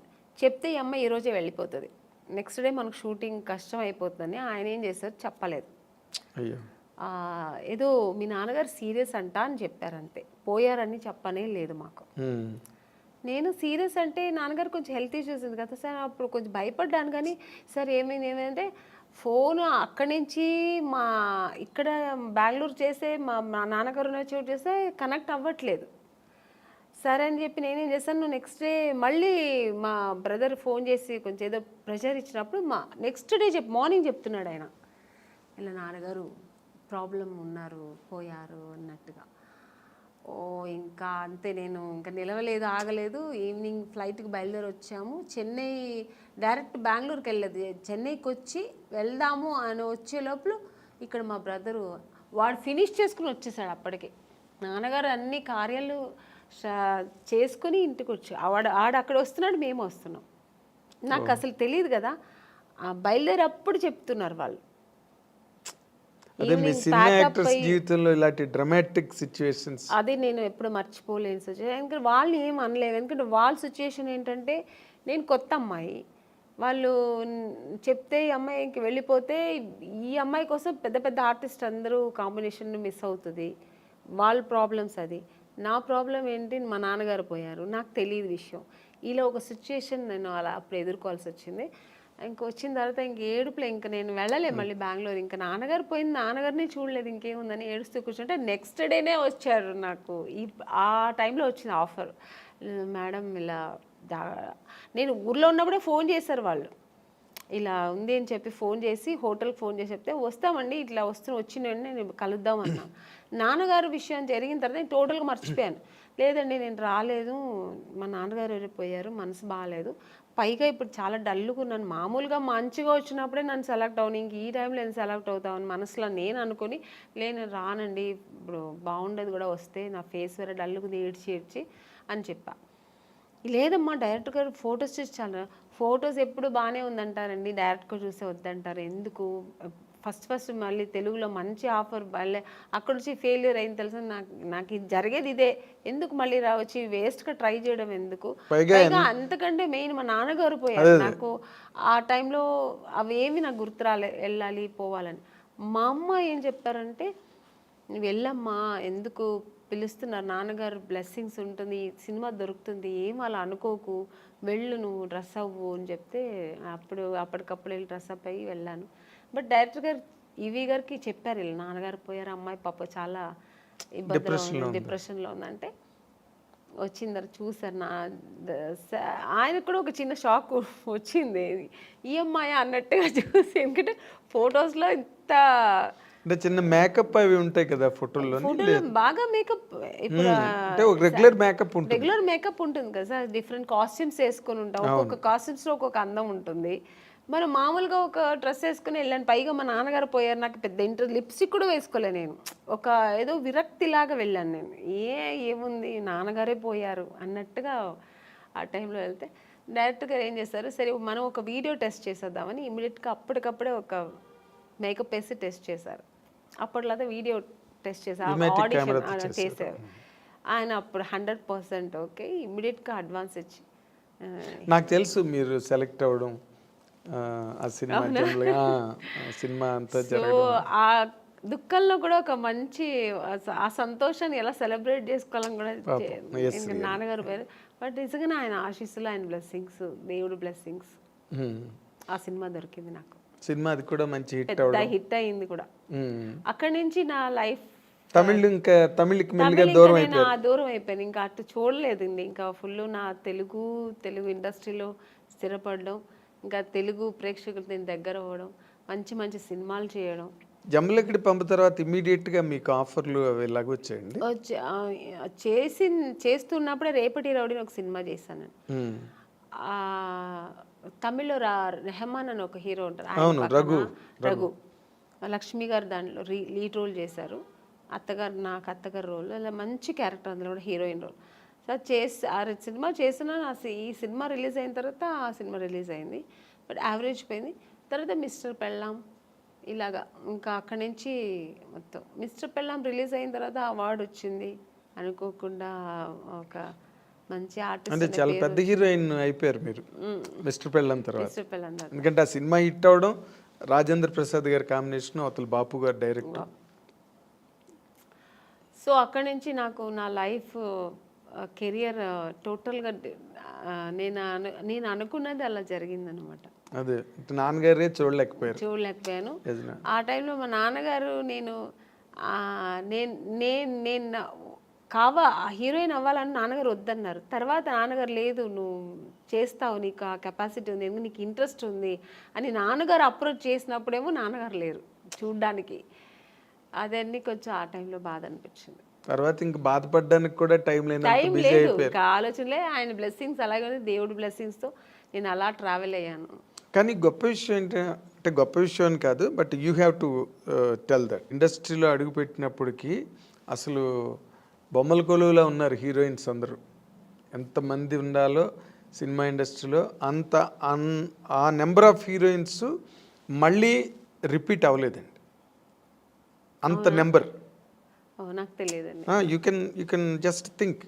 ఓ పక్కన శ్రీదేవి గారి దగ్గర నుంచి మొదలెడితే విజయశాంతి గారు, రాధ, సుహాసిని, భానుప్రియ, మనోచిత్ర అని ఇంకో హీరోయిన్, వరుస హీరోయిన్లు. ఇంకొంచెం ముందుకు వస్తే సౌందర్య, నగ్మ, రోజా, కనక అవతల తమిళ్లో. ఇలాగా ఒక మినిమం ఒక 25 మంది హీరోయిన్స్ బెంగళూరు నుంచి కానీ, తమిళ్, తెలుగు. అది ఆ టైంలో అసలు మీకు అవకాశాలు రావడం అన్నది మీకు ఎలాగా అసలు జరిగిందండి? అది మిరాకల్ అని చెప్పాలా? మిరాకల్ కాదండి, అది దేవుడు బ్లెస్సింగ్స్. ఎందుకంటే నేను ఎక్కువ దేవుడు నమ్ముతాను. జాతకాలు కూడా నమ్ముతారు? లేదండి, జాతకాలంతా నేను నమ్మను. నాకు ఒక్కటి దేవుడు లేకుండా ఏమీ జరగదు, ఆయన అనుకుంటేనే అన్ని జరుగుతుంది అని ఒక నమ్మకం ఎక్కువ, భగవంతుడి మీద ఎక్కువ నమ్మకం.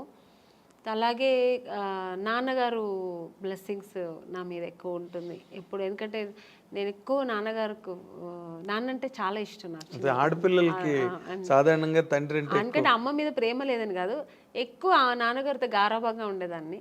సో అందుకని అందుకని ఇప్పుడు మా నాన్నగారికి ఇంట్లో ఉన్నప్పుడు ఆయనకి దీపం పెట్టకుండా ఉన్నాను. రోజు ఆయనకి దీపం పెడతాను. దేవుడికి అంతే, ఆయన ప్రార్థన లేకుండా ఒక్కరోజు కూడా ఉండదు. పూజ ఒకవేళ చేయకపోయినా దేవుడిని తలుచుకోకుండా ఒక్క రోజు కూడా ఉన్నాను. సో ఆ దేవుడు బ్లెస్సింగ్స్ నాకు ఎక్కువ అని నేను అనుకుంటున్నా, నా నమ్మకం. అది మీ టాలెంట్ కాదు, సెకండ్ అది. ఇప్పుడు నాలాగా టాలెంట్ ఎంతమందికి లేదండి. ఎవరు వచ్చేప్పుడు టాలెంట్తోనే వస్తారు. చాలా టాలెంట్ చేసుకుని నేను చెయ్యాలి, బాగా చేయాలి అని ఒక అంబిషన్తో వస్తారు. అందరూ సక్సెస్ అవ్వరు కదా. అవును, అది కరెక్ట్. డెస్టినీ అన్నది ఒకటి ఉంటుంది. అది సక్సెస్ అవ్వాలంటే దేవుడి బ్లెస్సింగ్స్ లేకపోతే ఇంపాసిబుల్ అని నా నమ్మకం. నేను అందరినీ అనట్లేదు, నా నమ్మకం అయితే అది. అదేలేండి. అయితే ఇప్పుడు మీరు జరగదేమో అనేది కూడా జరిగిపోతుంది అనేది దేవుడిని ప్రార్థిస్తే జరుగుతుంది అనే నమ్మకం నాకు. ఒక నమ్మకం, మీకు ఒక నమ్మకం. అయితే ఇప్పుడు మీరు ఇందాక చెప్పినట్టుగా ఇంతమంది హీరోయిన్లు, పెద్ద సర్కిల్ ఆఫ్ హీరోయిన్స్ మధ్యలో ఆమని గారు కెరీర్ స్టార్ట్ అయినప్పుడు కానీ మీరు చెప్పినప్పుడు మీనా, రోజా గారు, అవును, రమ్యకృష్ణ గారు, సౌందర్య వీళ్ళందరూ మీరు చూస్తే ఎంత పెద్ద పెద్ద హీరోయిన్స్ మధ్యలో నేను కూడా ఉన్నానంటే అది ఓన్లీ నా టాలెంట్ ఒకటే కాదు, దేవుడి బ్లెస్సింగ్స్ కూడా. నేను కూడా అంటే అసలు వాళ్ళకి వచ్చిన కన్నా మంచి మాస్టర్ పీస్ ఇట్లు మీకు వచ్చాయి. ఒక మిస్టర్ పెళ్ళం కానీ, ఒక శుభలగ్నం, మంచి క్యారెక్టర్స్ చేశాను నేను. స్టార్డమ్ అనేది పక్కన పెడితే పెద్ద పెద్ద స్టార్స్ నేను చేయకపోయి ఉండొచ్చు, బట్ మంచి మంచి డైరెక్టర్స్, పెద్ద పెద్ద స్టార్ డైరెక్టర్స్తో చేశాను. అవును, అంటే బాపు గారు పేరు చెప్తేనే తెలియని ఎవరు ఉంటారు. బాపు గారి సినిమానా, పైగా ఆయన సినిమాల్లో హీరోయిన్స్ బాగా ఫ్రేముల్ లాగా గీసి అందంగా చూపిస్తారు. అందరు లేని వాళ్ళు కూడా అందంగా చూపిస్తారు అది ఆయన అన్నమాట. అలాగే కె విశ్వనాథ్ గారు, కె రాఘవేంద్రరావు గారు, దాసినారాయణరావు గారు, కృష్ణారెడ్డి గారు, ఇలాంటి వాళ్ళు డైరెక్టర్స్ అంతా చేసే అవకాశం, మంచి మంచి క్యారెక్టర్స్ చేసే అవకాశం, అది నా గాడ్ గ్రేస్. అదే ఇందాక ఇప్పుడు మీరు ఇంతమంది హీరోయిన్ లిస్ట్లో మీకు బాగా క్లోజ్ ఫ్రెండ్స్ అని చెప్పుకునే వాళ్ళు ఎవరండి? నాకు ఎందుకంటే మీకు ఆ ఫ్రెండ్షిప్ అన్న యాంగిల్ చాలా తక్కువ. అవునండి, నేను ఎక్కువ ఫ్రెండ్స్ ఎక్కువ మెయింటైన్ కాదు, నేను ఎవరితో ఎక్కువ మాట్లాడను కాబట్టి మూవ్ అవ్వను. సో అందుకని నేను ఎక్కువ అలా మూవ్ అయ్యి మాట్లాడే ఒకే ఒక హీరోయిన్ సౌందర్య గారు. ఎందుకంటే అది ఎలా కనెక్ట్ అయ్యానంటే అమ్మాయి బెంగళూరు, నేను బెంగళూరు. సో కన్నడ ఇద్దరు బెంగళూరు బాలికలు. ఆ తర్వాత ఆ టైంలో మేము దగ్గర 3-4-5 పిక్చర్స్ కలిసి చేసాం మేము. సో చేసినప్పుడు అన్నా చెల్లెలు, అమ్మ దొంగ ఇలా చేసామన్నమాట. అది చేసినప్పుడు మేమిద్దరు ఆల్మోస్ట్ మా కాంబినేషన్ ఉండేది. ఇద్దరు పక్కన పక్కన కూర్చొని ఆ అమ్మాయి కూడా ఒక కిడ్ లాగే, ఇంకా వేరే ఏం ఉండదు ఆలోచన.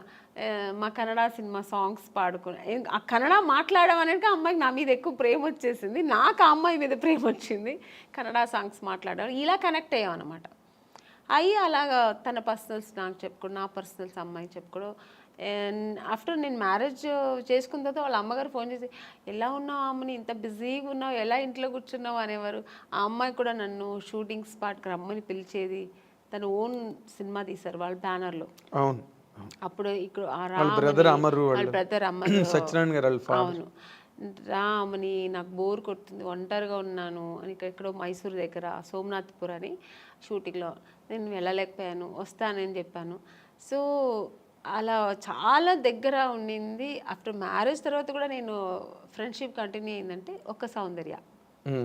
తన నాన్నగారు పోయినప్పుడు కూడా నాకు ఫోన్ చేసి ఓన్లీ ఏడ్ చేసి, నువ్వు ఇప్పుడు రా, నేను కలవాలి, నీతో మాట్లాడాలి నేను అంటే. టైం అప్పుడు 10 o'clock అయిపోయింది. నేను షూట్ చేసుకుని వచ్చాను హైదరాబాద్లోనే. తను ప్రశాంత్ కుటీర్లో ఉంది, నేను హోటల్లో ఉన్నాను. నేను కూడా ఏదో హోటల్లో ఉన్నాను. చెప్పేదాన్ని వెంటనే కారు వేసుకుని వచ్చాను అనమాట ప్రశాంత్ కుటీర్. వస్తే కూర్చొని, ఎందుకంటే అమ్మాయి సెంటిమెంట్గా ప్రశాంత్ కుటీర్ చాలా ఎంత పెద్ద హీరోయిన్ ప్రశాంత్ కుటీర్లో ఉండేది. మేమందరూ కూడా ఒక స్టేజ్ వచ్చిన తర్వాత హోటల్స్ మారాము. అమ్మాయికి అసలు మారలేదు, ఆ రూమ్ మారలేదు, ఆ ప్రశాంత్ కుటీర్ని వదలలేదు. అంతా వెజిటేరియన్ ఫుడ్. అవును, ప్రశాంత్ కుటీర్ బాగుంటుంది. అది ఒక ఈ హోమ్లీగా ఇల్లు అట్మాస్ఫియర్ ఉంటుంది. సో అక్కడ వెళ్తే అసలు నన్ను హగ్ చేసుకుని బోర్ని ఏడ్చేసింది చిన్నపిల్లలాగా.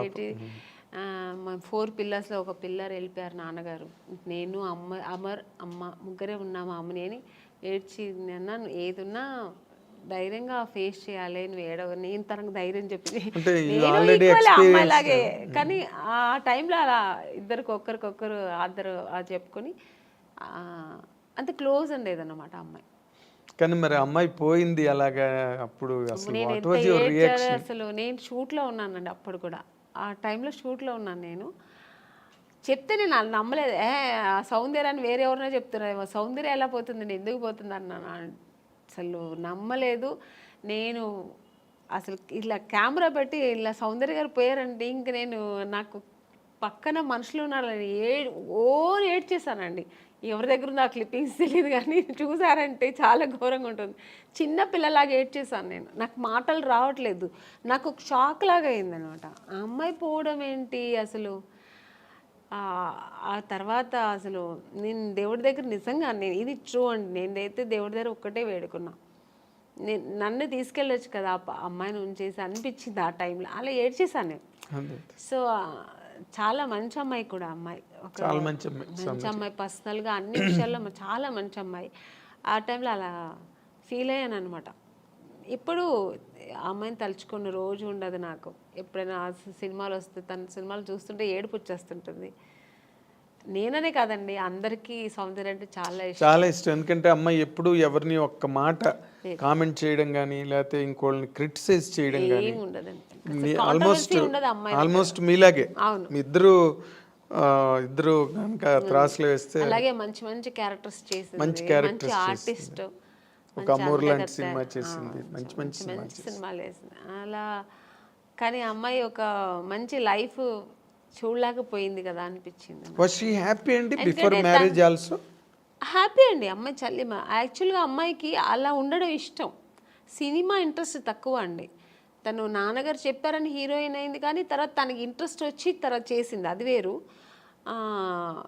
తన ఇష్టం ఏంటంటే మామూలు మన ఒక లైఫ్ ఉంది కదా, మ్యారేజ్ చేసుకోవాలి, మనం మామూలు ఒక సామాన్య మనిషిలాగా ఉండాలని, ఒక హౌస్ వైఫ్ లాగా హౌస్ వైఫ్ లాగా మన అందరిలా ఉండాలని చాలా ఇష్టపడేది. నాకు తెలుసు ఆ అమ్మాయి అలాంటి ఒక లైఫ్ ఆ అమ్మాయి అనుభవించకుండా వెళ్ళిపోయింది. మిస్ అయిపోయింది. సినిమాలో ఒక అంత ఎదిగిన అమ్మాయి ఒక పర్సనల్ లైఫ్ అనుభవించకుండా వెళ్ళిపోయింది అనేది తలుచుకుంటే చాలా బాధ. అదే జగపతి బాబుని చేసుకుంటుందని ఒక టైంలో లేదండి, అసలు ఆ జగపతి బాబు గారికి ఆ థాట్ లేదు. ఆయనకు ఆల్రెడీ మ్యారేజ్ అయ్యి పిల్లలు ఉన్నారు. ఆయన అలా లేదు. జగపతి బాబు గారికి సౌందర్య అంటే రెస్పెక్ట్, అట్ ఎ టైం ఆయనకు చాలా ఇష్టం కూడా అమ్మాయి అంటే. ఆర్టిస్ట్గా మంచి ఆర్టిస్టు, వాళ్ళు బ్యానర్లో చాలా చేసిన సినిమా 2-3 సినిమాలు ఏదో చేసింది అనుకుంటా. సో అంతే తప్ప అలాంటివి లేదు. సౌందర్యకైతే అసలు ఆ థాటే లేదండి, అస్సలు లేదు. మీకు ఆ థాట్ ఉంటే ఆ అమ్మాయి, ఎందుకంటే వాళ్ళ అన్నగారు చెప్పిన అమ్మాయి అబ్బాయిని పెళ్లి చేసుకుంటుంది. వాళ్ళ అన్నగారు చెప్పారని ఆ అమ్మాయి చేసుకుంది. వాళ్ళ అన్నగారు చెప్పి ఏ మాట, నాన్నగారు ఉన్నంత వరకు నాన్నగారు మాట వినేది. చిన్నపిల్లలాగే అండి వాళ్ళ ఇంట్లో. నెక్స్ట్ అమ్మకి కూతురులాగే ఉండేది తప్ప చెల్లెలాగా ఉండేది కాదు. అవును, అమ్మరు ఏం చెప్తే అది వినేది. అమ్మరే అంత డెసిషన్ అంతా కూడా ఎప్పుడు కూడా. అలాంటి అన్నప్పుడు ఇంకా జగపతి బాబు గారి మీద అలాంటి అసలు అదంతా ఊరికి అప్పుడంతా ఇండస్ట్రీ అంతా విపరీతంగా మాట్లాడుకున్నారు. లేదండి, మీ చెవిలో పడిందో లేదో నాకు తెలియదు, తెలుసు నాకు కూడా, బట్ లేదు అలాంటి లేదు. ఓకే, ఆ అమ్మాయికి లేదు, జగపతి బాబు గారికి కూడా లేదు అలాంటి. ఆయన అసలు అందరితో బాగా క్లోజ్గా మాట్లాడతారు. అలాగే ఆ అమ్మాయితో కూడా ఉండేవారు అనమాట. కాకపోతే అంటే ఎక్కువ సినిమాలు కలిసి చేశారు, అందుకని అలా వచ్చింది అది. వాళ్ళిద్దరూ కొంచెం ఒక 4-5 సినిమాలు కలిసి చేశారు ఆ టైంలో. అవును. తర్వాత ఇప్పుడు క్వైట్ కాంట్రాస్ట్ రోజా గారు. అవును, మామూలు ఆటం బాంబు. నిజంగా గర్వంగా ఉందండి. ఎందుకంటే మా ఇండస్ట్రీలో ఒక హీరోయిన్ ఒక పొలిటీషియన్లో వెళ్ళి అలా గట్స్గా మాట్లాడడం నిజంగా కదా. పాలిటిక్స్లోకి రమ్మని ఎప్పుడు అడగలేదు ఆవిడ మిమ్మల్ని? నన్ను లేదండి. అంటే రోజా గారు నాకు బాగా క్లోజే. అంటే సౌందర్య ఫ్రెండ్షిప్ వేరు. ఇప్పుడు రోజా గారు ఎలా అంటే సెట్లో ఉన్నంత వరకు చాలా బాగా మాట్లాడారు. మీరు ఇప్పుడు కూర్చుని ఉన్నంతసేపు క్లోజ్గా ఉంటారు, తర్వాత ఇంకా వాళ్ళ పనులు వాళ్ళకి, మా పనులు మనకి, అలా ఉంటారు ఆవిడ. ఆ ఫ్రెండ్షిప్ని అలా కంటిన్యూ చేయరు అనమాట. ఇప్పుడు అదే మళ్ళీ ఇళ్ళకెళ్ళి ఫోన్లు మాట్లాడుకోవడం కానీ, ఎలా ఉన్నావు, మళ్ళీ మెసేజ్లు, ఇప్పుడంతా ఫోన్లు వచ్చాయి, మెసేజ్లు పెట్టడం కానీ నేను పెడుతూ ఉంటాను, గుడ్ మార్నింగ్ మెసేజ్లు అన్నీ. తను దానికి రిప్లై చేస్తుంటుంది తప్ప పెద్దగా తను ఇంకా అంటే ఉన్న బిజీ అలాగా ఆవిడ. అంతే కదా, చాలా బిజీ కదండి ఆవిడ పనులు చేసుకోవడం కూడా టైం ఉండదు. ఇంకా మాకు మెసేజ్ లేకుండా పెడుతూ కూర్చుంటారు చెప్పండి. సో అంతే కానీ ఆ ఫ్రెండ్షిప్ లేదని కాదు, టైం లేదు ఆవిడకి. ఫస్ట్ ఆఫ్ ఆల్ ఎప్పుడు బిజీ ఉంటుందండి. ఇప్పుడే కాదు, హీరోయిన్గా ఉన్నప్పుడు చూసారంటే తమిళ్లో బిజీ, తెలుగులో బిజీ, కన్నడలో సినిమాలు చేసేది రోజా గారు. ఫుల్ బిజీగానే ఉండేవారు ఆవిడ. దాని తర్వాత ఇంక పాలిటిక్స్కి వచ్చి ఈవెంట్స్ చేసేవారు, ఎప్పుడు బిజీగా ఉంటారండి. అవును. అంటే మీ ఇద్దరు మామూలుగా పాలిటిక్స్ గురించి మాట్లాడుకోవడం అలాంటివి ఏమి ఉండవు? లేదు, నాకు అసలు పాలిటిక్స్ అంత నాలెడ్జ్ లేదు, నాకేం తెలీదు. ఊరికే చూస్తుంటాను అంతే. ఎవరు రోజా గారు అలా మాట్లాడుతున్నప్పుడు మీరు విని ఏంటి అలా మాట్లాడుతున్నావు ఏంటి అసలు అండం గట్ట అంటే అలా మాట్లాడాలేమో మరి, అది నాకు తెలీదు మరి. అంటే పాలిటిక్స్కి వెళ్తే అలా ఉండాలేమో, ఫైర్ బ్రాండ్ అలా లేకపోతే ఇంకా అదే. ఇప్పుడు మన సినిమాలో మనం నటించడం ఎలాగో అలాగా అలా మాట్లాడడం అదొక నటన. ఎగ్జాక్ట్లీ, అదొక పాత్ర పోషణ. నటన అనడం కన్నా అదొక క్యారెక్టర్, దాన్ని పోషించాలి అక్కడ. అయితే మీ కెరీర్లో ఫస్ట్ ఇన్నింగ్స్ అంతా బాగా సక్సెస్ఫుల్గా ఉన్నారు, సెకండ్ ఇన్నింగ్స్లో కూడా కంఫర్టబుల్గా ఉన్నారు. మీకంటూ అసంతృప్తులు ఏం లేవండి కెరీర్లో ఇన్ జనరల్గా? అంటే మనిషి అన్న వాళ్ళకి మనం ఎంత సక్సెస్ఫుల్గా ఉన్న కెరీర్లో కొన్ని ఎక్కడో తెలియని పాయింట్లో కొన్ని డిసాటిస్ఫాక్షన్స్ అలా మిగిలిపోతాయి. అలాంటివి ఏమైనా ఉన్నాయా? లేదు, ఐఎమ్ హ్యాపీ అండి, ఐఎమ్ కంప్లీట్లీ హ్యాపీ. నేను హీరోయిన్ అవ్వాలనుకున్నా, అయ్యాను. నేను అనుకోకున్న పాత్రలన్నీ నేను చేశాను. ఇప్పటికీ శుభలగ్నం అంటే శుభలగ్నం, మావి చిగురు, శుభ సంకల్పం, మిస్టర్ పెళ్ళాం, ఇలాంటి సినిమాలన్నీ చేస్తానని నేను ఎప్పుడు లైఫ్లో అనుకోలే. మామూలుగా హీరోయిన్స్ అంటే ఏంటి, 4 సాంగ్స్ ఉంటాయి, హీరో పక్కన రెయిన్ సాంగ్ ఒకటి ఉంటుంది, స్విమ్ సూట్ ఒకటి ఉంటుంది, సీషోర్ సాంగ్ ఒకటి ఉంటుంది, మళ్ళీ ఏదో రొమాన్స్ ఉంటుంది, ఇలాగే అనుకుంటాం కదా.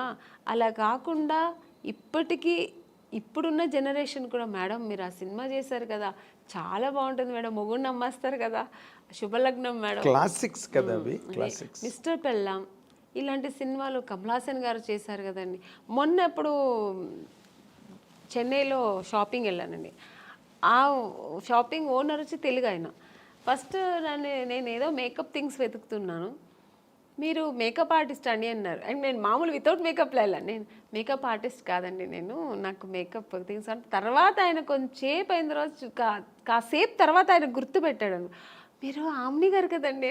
బాబాయ్ ఏంటండి ఇలా సన్నబడిపోయారు అన్నారు. సన్నగా ఉంటేనే అండి మళ్ళీ ఛాన్స్ దొరుకుతాయి, లేదంటే దొరకదు, లావ్ అయిపోతే ఎలాగా అన్నాను. అప్పుడు అన్నారు మేడం మీరు అసలు మిస్టర్ పెళ్ళాం ఏం యాక్టింగ్ అండి అంటే, కొంతమందికి మిస్టర్ పెళ్ళాం నచ్చుతుంది, కొంతమందికి శుభలగ్నం నచ్చుతుంది. అలా డిఫరెంట్ రోల్స్ నేను చేసే అవకాశాలు నాకు. సో ఎక్కడ అసంతృప్తి అన్నది ఎక్కడ లేదు. అంటే అసంతృప్తి అంటే అది చేద్దాం అనుకుని నేను చేయలేపాను, లేకపోతే ఈ ఒకరితో చేద్దాం అనుకుని ఆ కాంబినేషన్ ఇప్పటికీ ఉందండి అది అసంతృప్తి. ఇప్పుడు మన శ్రీదేవి గారు చేశారు దాన్ని, మన మీండం కోకిల, అది వసంత కోకిల, ఆ క్యారెక్టర్ నాకు చేయాలని ఉంది, మిగిలిపోయింది కదా. ఇప్పుడు మళ్ళీ చేయలేము ఆ క్యారెక్టర్ చేయాలంటే. అవును, ఆ స్టేజ్ ఆ ఏజ్ దాటిపోయింది. అవును, అది అలాంటి సినిమా. అలాగే ఇప్పుడు రీసెంట్గా మనం బాహుబలిలో మన రమ్యకృష్ణ గారు అసలు ఎక్సలెంట్ క్యారెక్టర్ కదా అది.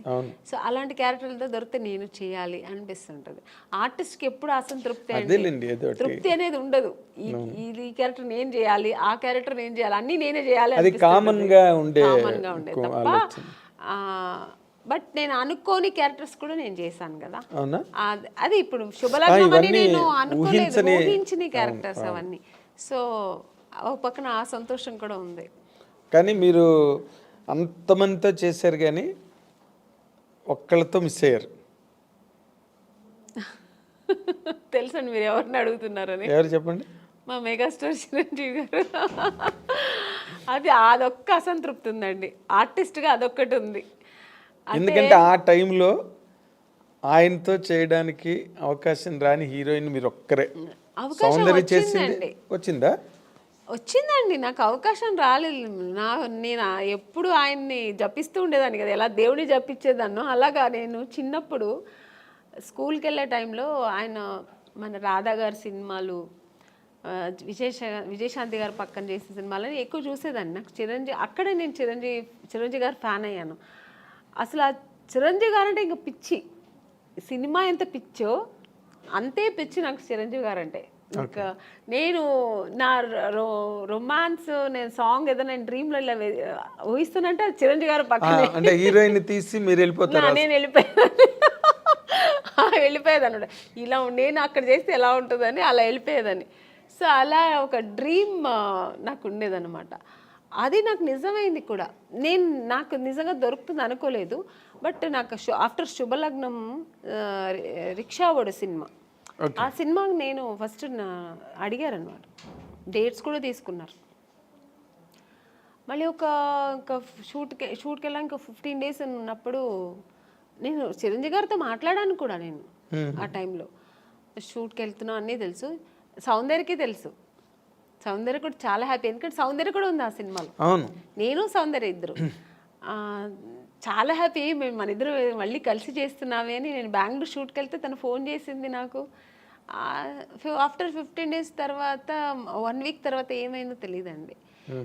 నగ్మా గారు అని ఇది ఫోటో దీంట్లో చూసా, ఏదో ఒక పత్రికలో చూసాను. తర్వాత మా మేనేజర్ చెప్పారు, లేదమ్మా ఇలాగా మనం లేదు ఏమంటే డైరెక్టర్ చేంజ్ అయ్యారు అక్కడ.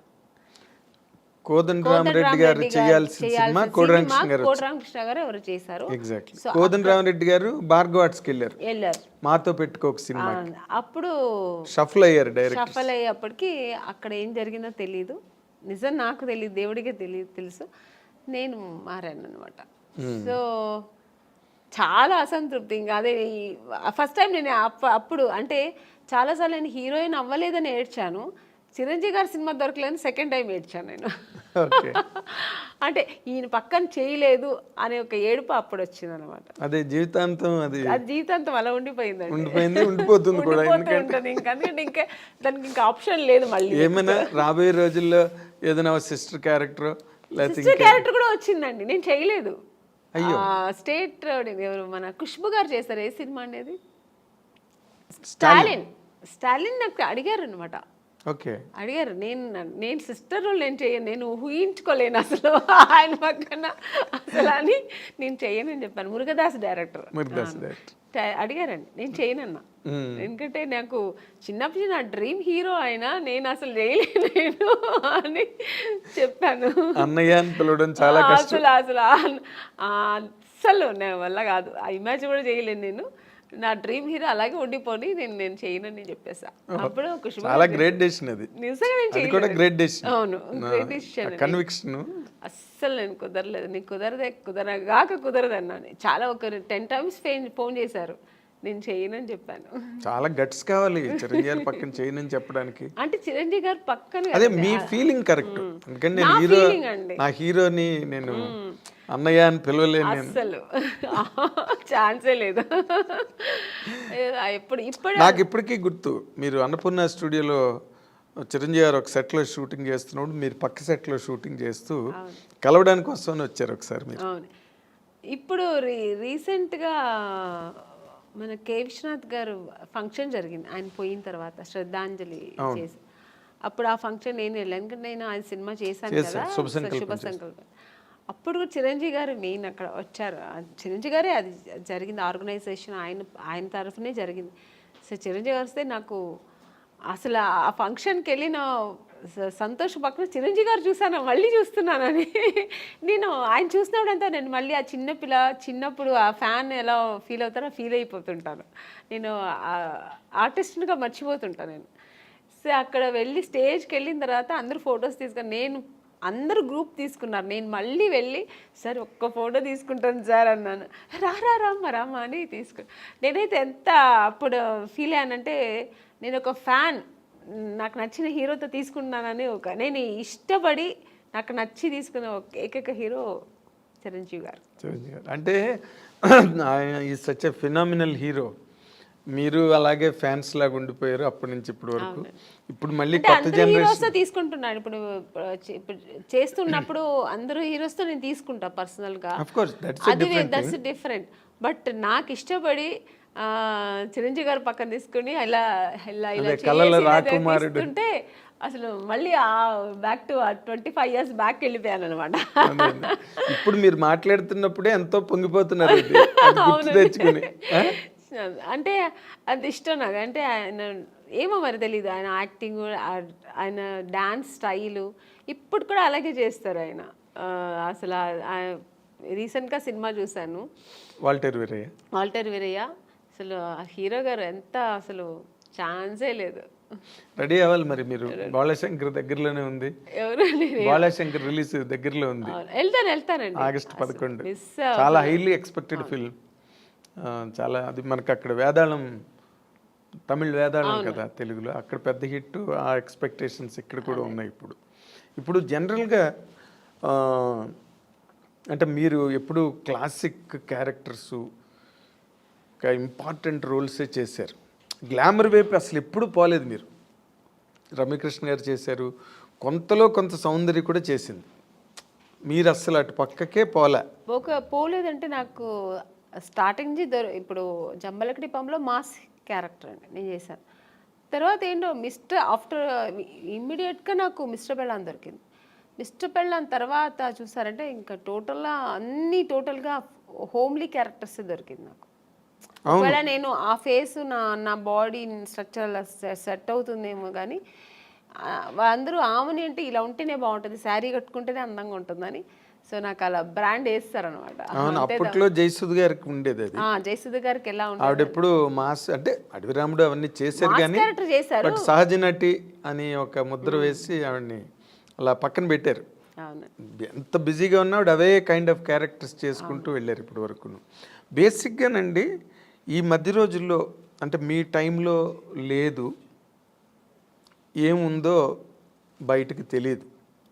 బట్ ఈ రోజుల్లో ఈ కాస్టింగ్ కోచ్ అని మీరు ఒక సీనియర్ యాక్ట్రెస్గా, ఒక సక్సెస్ఫుల్ హీరోయిన్గా, ఒక డిగ్నిటీ అవన్నీ నిలబెట్టుకుని ఇన్నాళ్ళు ఇండస్ట్రీలో కంటిన్యూ అయిన ఒక స్టార్గా ఈ ఈ డెవలప్మెంట్స్ చూస్తున్నప్పుడు మీకు ఏమనిపిస్తుందండి?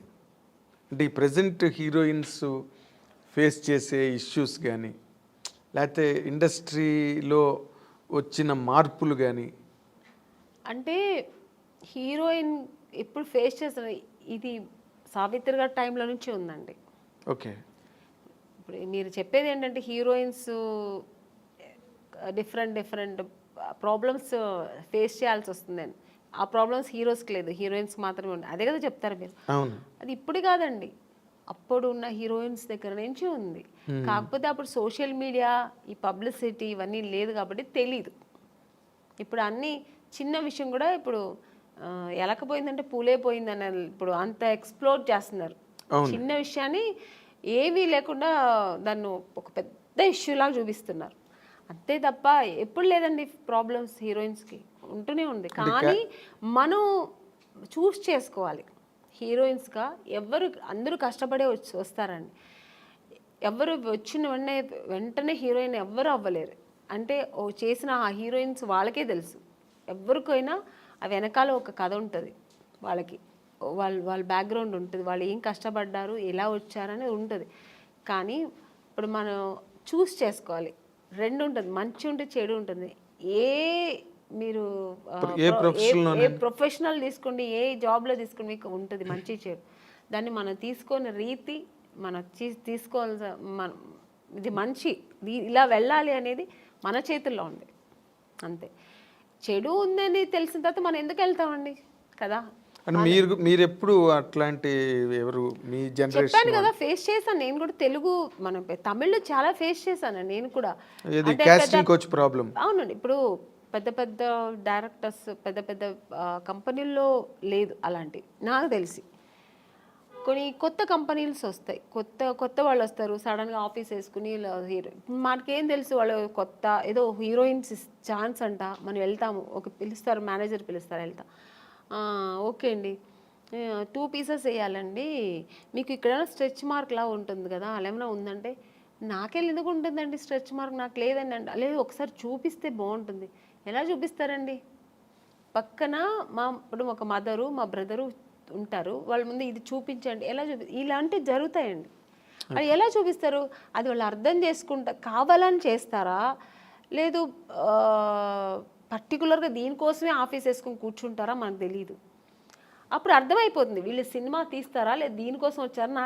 మనకు ఎక్స్పీరియన్స్ కదా. ఇప్పుడు ఒక 4-5 కంపెనీ వెళ్తే ఇప్పుడు అక్కడ ఎలా జరిగింది, ఇప్పుడు ఒక పెద్ద కంపెనీకి వెళ్తే వాళ్ళు ఏం అడుగుతారు, కొంచెం డ్యాన్స్ చేసి చూపించమ్మా, ఒక యాక్టింగ్ చూపించు, ఎమోషనల్గా చేయి, ఇప్పుడు ఒక హీరోయిన్తో మాట్లాడాలి, ఈ డైలాగ్ ఇస్తారు, ఇది ఎలా మాట్లాడతాం, ఇలా అడుగుతారు. అది మనకు సినిమాకు సంబంధించింది మాత్రమే వాళ్ళు అడుగుతారు. స్ట్రెచ్ మార్క్ చూడాలి, మీకు ఇక్కడ ఏమైనా బ్లాక్ ఉంటుందా, మొన్న ఒక హీరోయిన్ అలాగ వచ్చారు, మేము చూడకుండా వేసుకున్నాం, చూసిన తర్వాత స్పాట్లో చూసాము, మీరు కొంచెం బట్టలు ఇప్పి చూపించండి. ఇలాంటివి కొన్ని కొత్త వాళ్ళు ఉంటారండి. ఇలాంటి వేషాలు వాళ్ళు దీనికోసం వస్తారా లేదా సినిమా తీయడానికి తెలిసిపోతుంది మనకు. అప్పుడు అర్థమవుతుంది. అప్పుడు లేదు సార్, ఐఎమ్ సారీ, నేను అలా అంతా చేయలేను, నాకు స్విమ్మింగ్ నాకు అసలే తెలియదు, నేను అలాంటి క్యారెక్టర్ కూడా నాకు వద్దని చెప్పి లేచి రావడం అంతే మన పద్ధతి. ఓకే చూపిస్తాను అనేది అది వాళ్ళ ఇష్టం అండి.